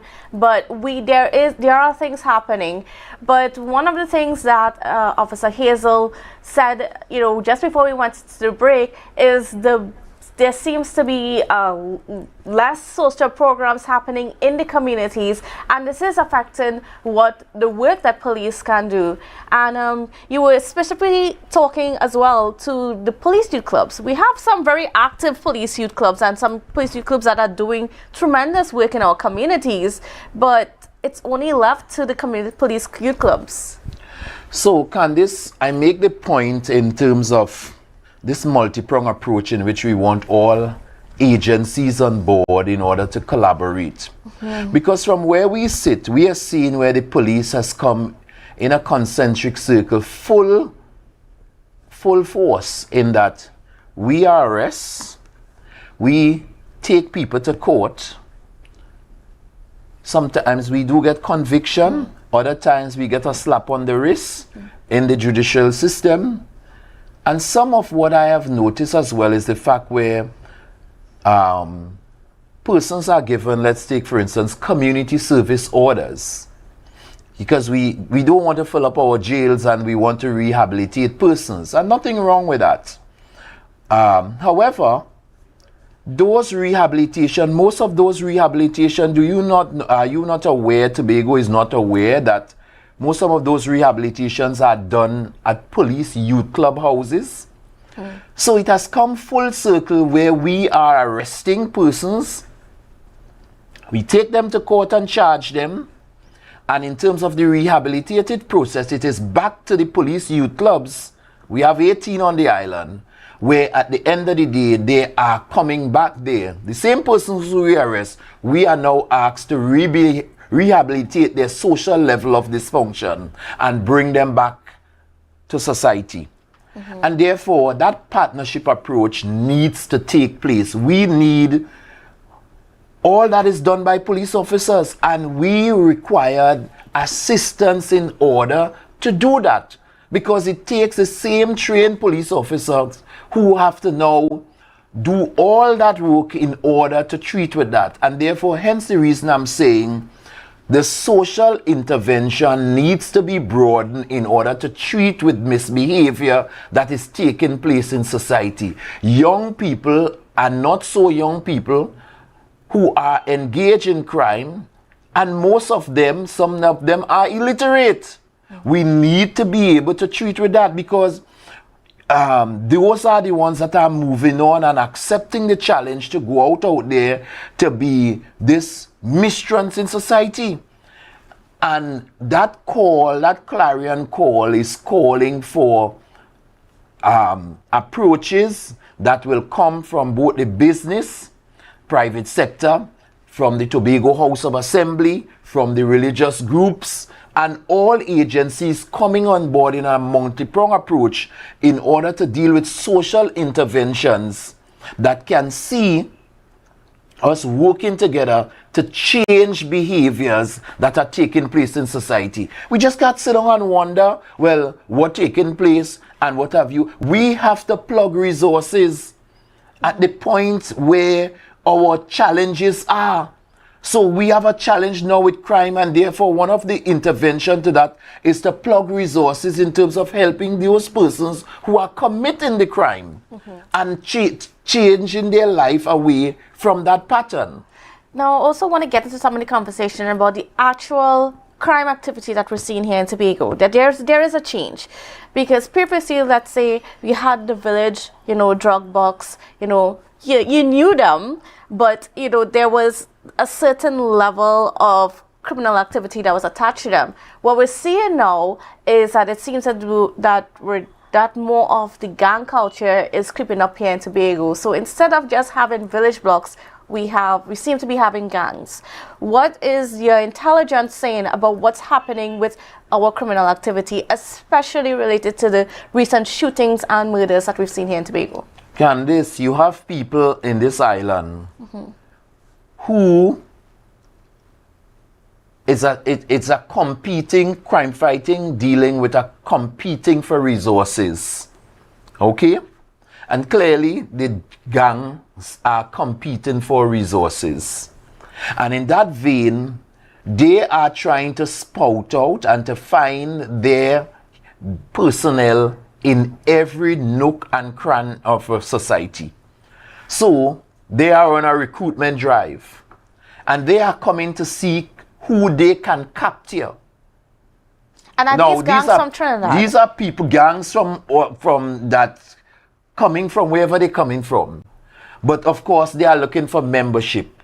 Now, who are the members that they can lure to their operation? Most of the times are people who are illiterate, who will want to wear a badge rank or feeling that, okay, if you give me a gun, I could shoot somebody and I could get some money and I could live by that. Not fearing the idea of the challenge that the police is coming after you, you are being marked, you are being challenged, you're being observed in terms of your actions. They don't fear, they don't have no care about that, they have no knowledge about that, and they're just going out there wantonly doing whatever their leader sets out for them to do. So you have that you have that situation that is taking place very covertly, and we sit down here and we encourage them. The strangers that we see in our community is nothing to nobody again, and we hug them up, and we are proud of them. Some of them inter-village. So all is not, as we continue to blame Trinidad to everything, all of them not coming from Trinidad.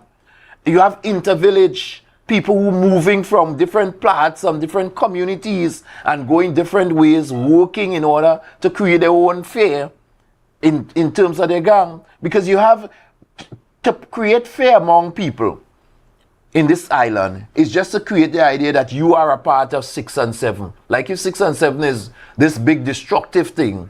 And from the time people hear that, they become scared. They become locked into their cocoon and realize, well, okay. So fear of crime sometimes is more dangerous than the actual crime itself. But coming back to your question in terms of what are we seeing now as it relates to some of these murders that are taking place, clearly the murders are happening with the use of firearms. We don't manufacture firearms on this island here in Trinidad and Tobago.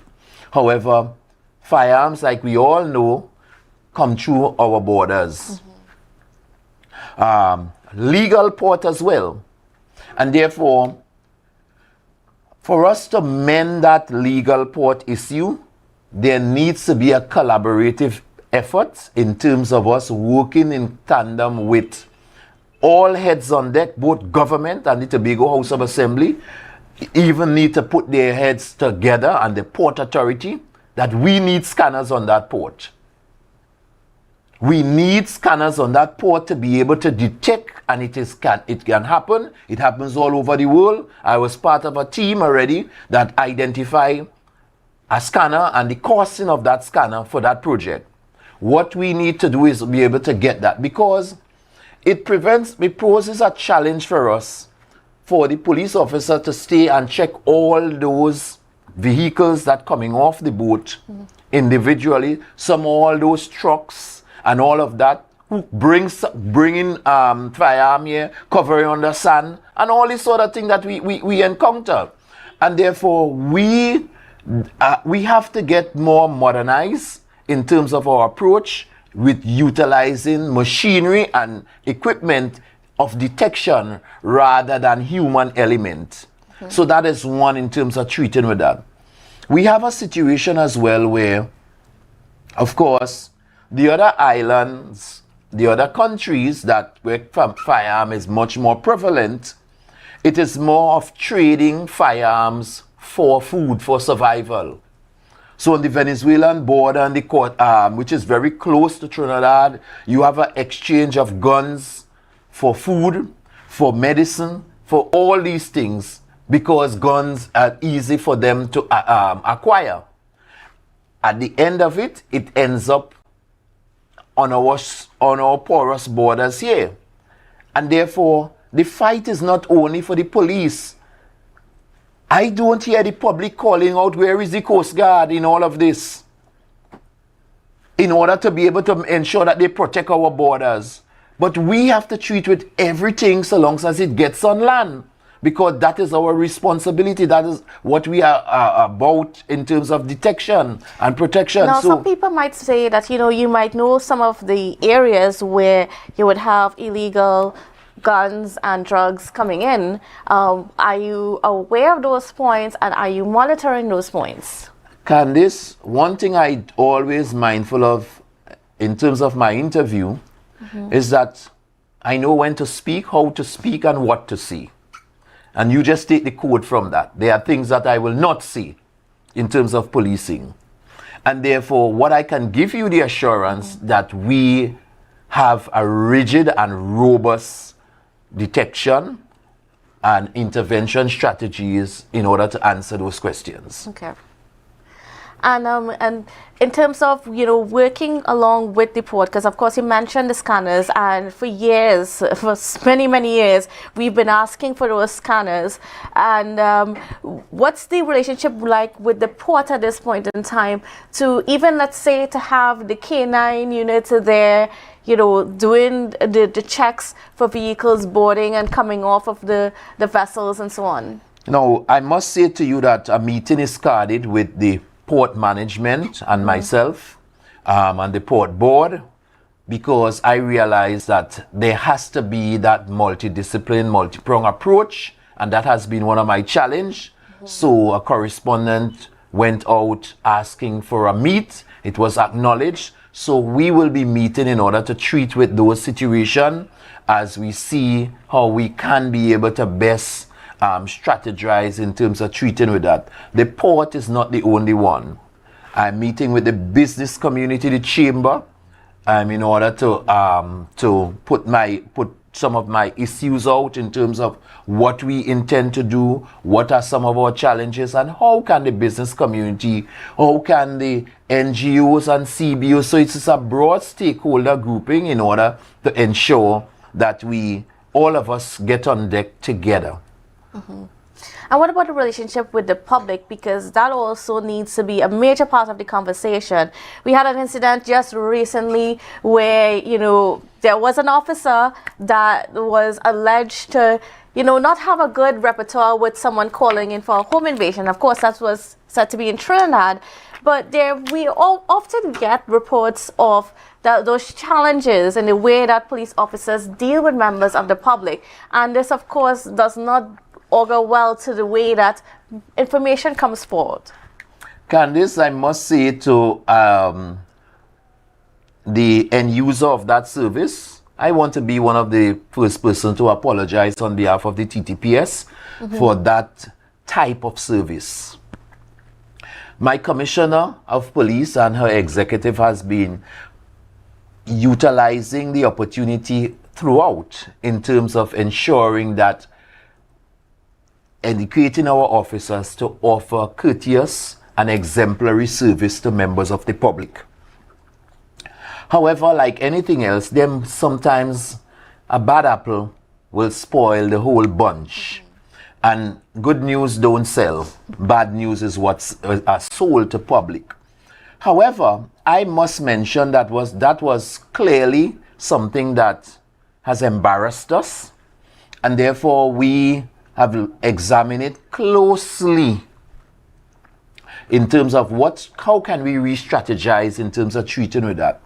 The police service have been running numerous customer service training for our officers. And it is only last weekend we have decided that we put up as part of our strategy, yet to be concluded with a decision, that there shall now be mandatory training for police officers in performance appraisal, in customer service. And this will be done through our performance appraisal management system. So any officer must now take that performance, that customer service training. But it's not only to take it, because we want to be able to ensure that although we have it aligned to your performance appraisal system, in order to measure it, we are now introducing the mystery customer service into the arena, so that we will have mystery persons all over that will now try to ensure that we bring everybody up to speed. So you don't know when somebody bouncing in into you asking you questions, in terms of a mystery shopper, that will be able to set it right, because we need to get it right. Our customers are our very important stakeholders, and if they are not given the service that we ask to give out, we are about wasting time. We need to build trust, we need to build confidence, and we need persons to redefine our focus, that those trust, confidence, honesty, and reliability can be the conduit by which you can identify police officers within the Trinidad and Tobago Police Service. It is going to be a long haul, but there are going to be consequences when our mystery shoppers get on board and identify people who are not keeping the mandate of the Commissioner of Police and her executive. And this is where we are going in order to treat with that. Because you have to be able to plug a scenario, situations in order to treat with that. Far too long we have been talking. It's not to say that, and let me say to you that this customer service training is not that we're going to take everybody and put them in the barracks and go and train them physically. We are going to have in-house training, but there are modules that are going to be done online that people must complete. And in order to satisfy them, and that has been tested, and to give the result in terms of persons, ensuring that people must pass them. And then you have the practical session where they will be monitored by mystery shoppers. So we are bent on ensuring that officers change their ways in terms of bringing that exemplary customer service. And more so for us on the island of Tobago here, where we are driven by customer service satisfaction in the tourism industry. We cannot be there talking to people as we well want, without any pride and dignity about about ourselves and how we go about. And also, customer service too is all about giving feedback. It is all about ensuring that at the end of the day, when persons come to our station, we are able to provide that adequate feedback to them, reliably informed. Another point that we are going to be establishing our strategic direction, we are going to be establishing at our A station a customer relations clerk or officer.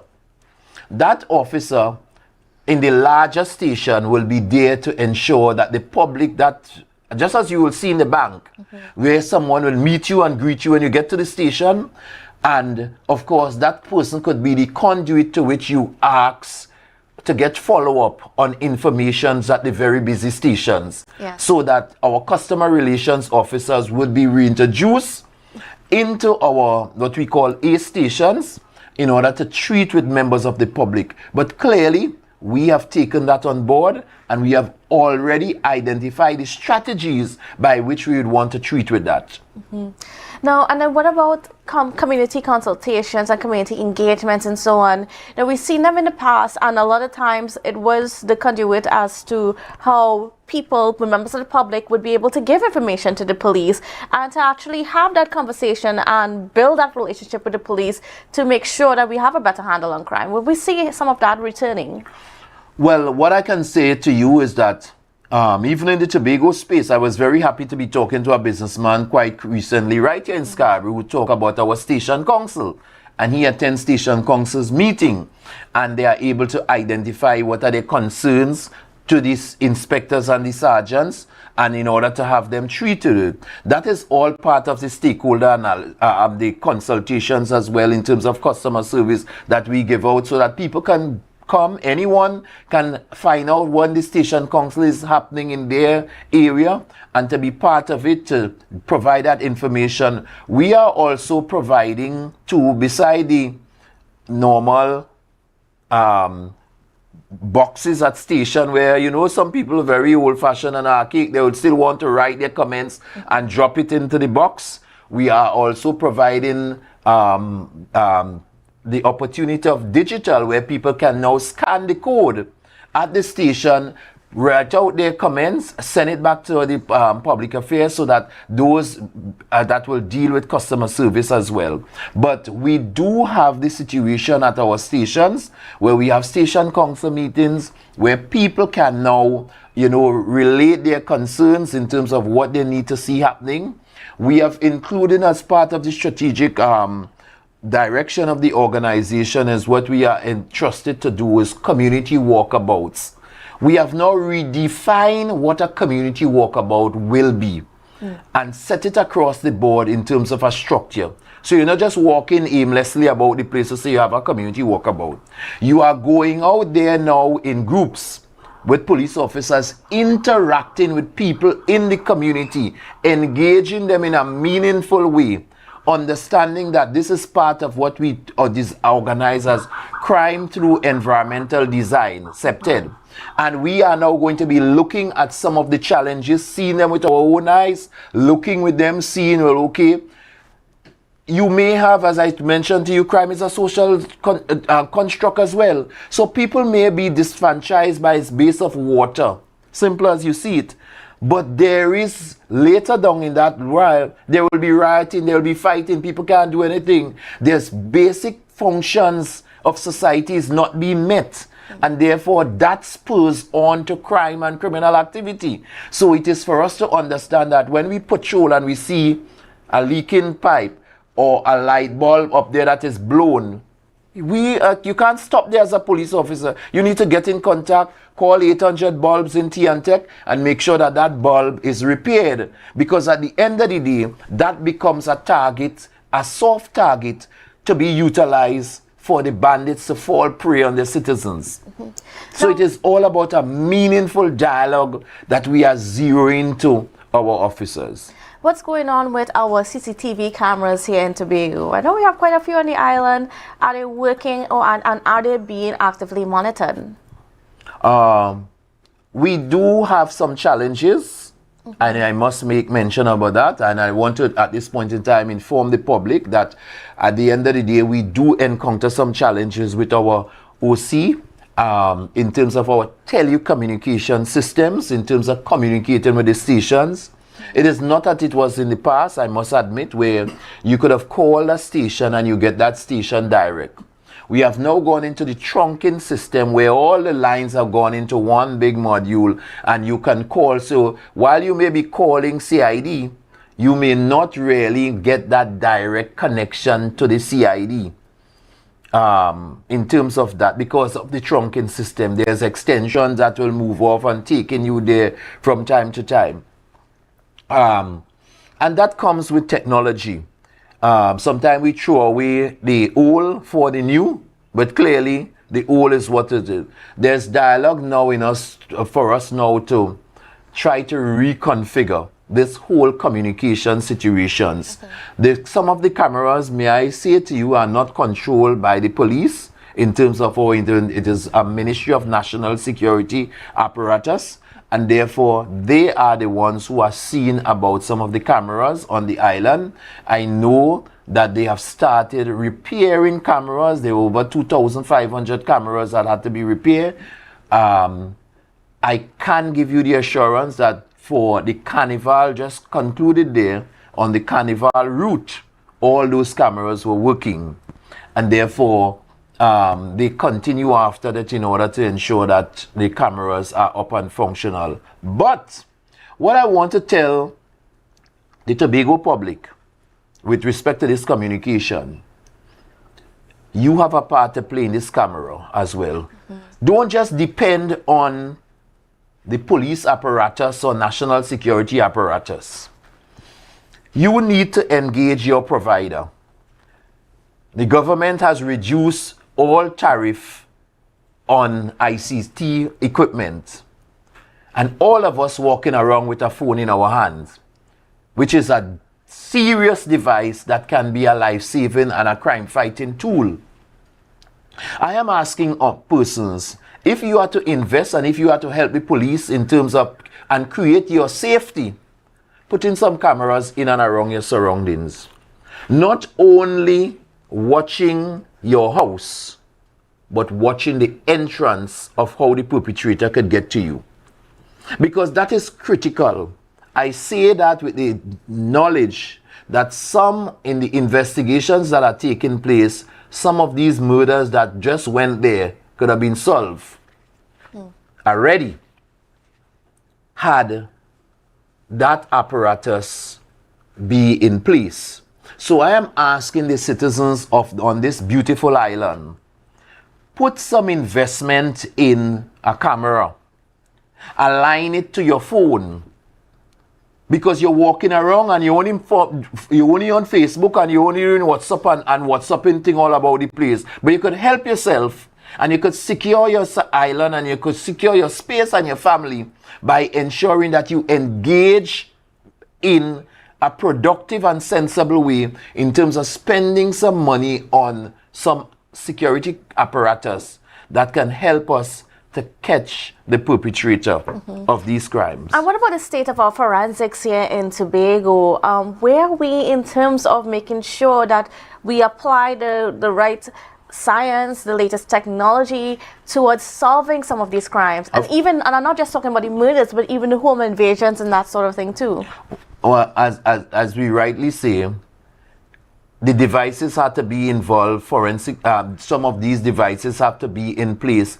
The law through our new system of AJUPA now provides that opportunity where we can utilize and upload footages from these devices to take to the judge in a more convincing way. So in the past where you had to photograph and you go inside there and the police photographer will have to go and give evidence that he's trained and all of that in order to take a photograph. You have a situation now where you are able to detect an offense outside there based on your footages from your camera. That is uploaded and is seen in real time. This is what happened. You can't hide from that. That's you taking place there and get quicker conviction at a faster rate rather than that old archaic way. I must mention the forensic unit we continue to rely on the forensic unit of that of Trinidad and Tobago.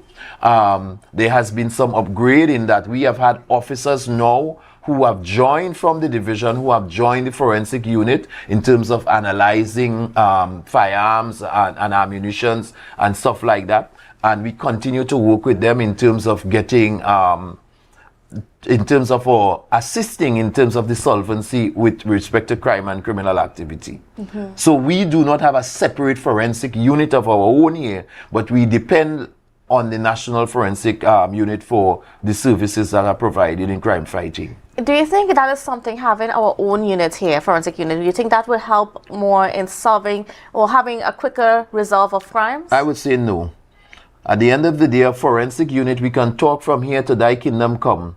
But a forensic unit is an expensive device. And if CARICOM is looking to partner with Trinidad and Tobago in terms of the new forensic unit that is set up, that is to tell you what, we looking for our own forensic unit here, that money could be spent elsewhere in terms of doing something else. It can be assessed very closely by getting it to Trinidad and getting it back here. Okay.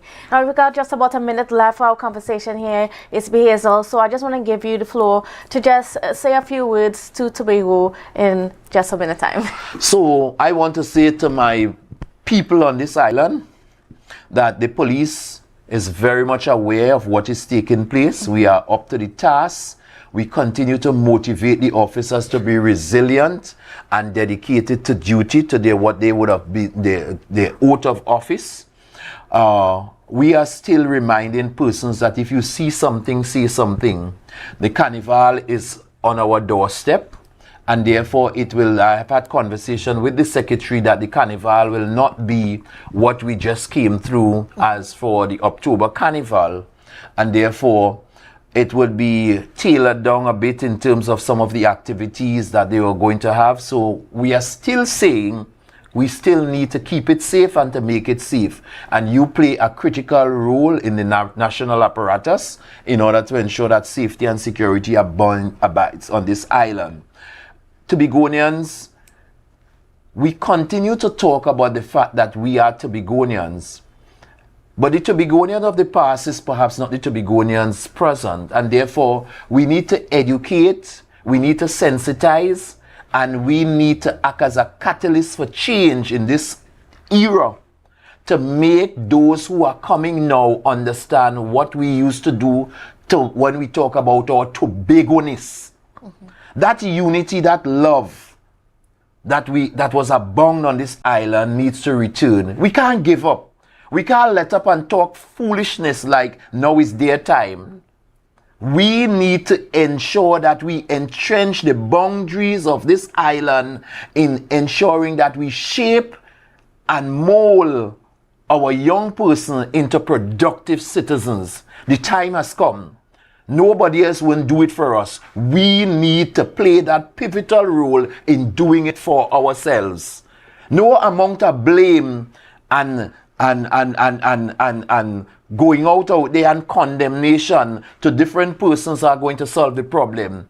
If you have information, bring it to the police. If you don't trust this one, you must trust someone. And therefore, uneasy is the head that wears the crown. I can't sell out on myself. And I'm certainly not going to be selling out on anyone. Bring the information to me. All right. And I mean, there's such important words that we need to leave the public with. It is very important that we continue to cooperate with our police officers. And I mean, I'm going to reinforce a call from ACP Hazel. Viewers, if you have any information about anything that's happening criminal-wise within our society, make sure you let the police aware. Utilize Crime Stoppers if you have to. There are many avenues that you can reach out to the police officers. So please do so that we can have the best chance at fighting the criminal activities here in Tobago. So thank you, Mr. Hayes, Officer Hazel, for being here with us. And viewers, thank you for being with us. And we will see you again tomorrow. Updates. Good morning, Tobago.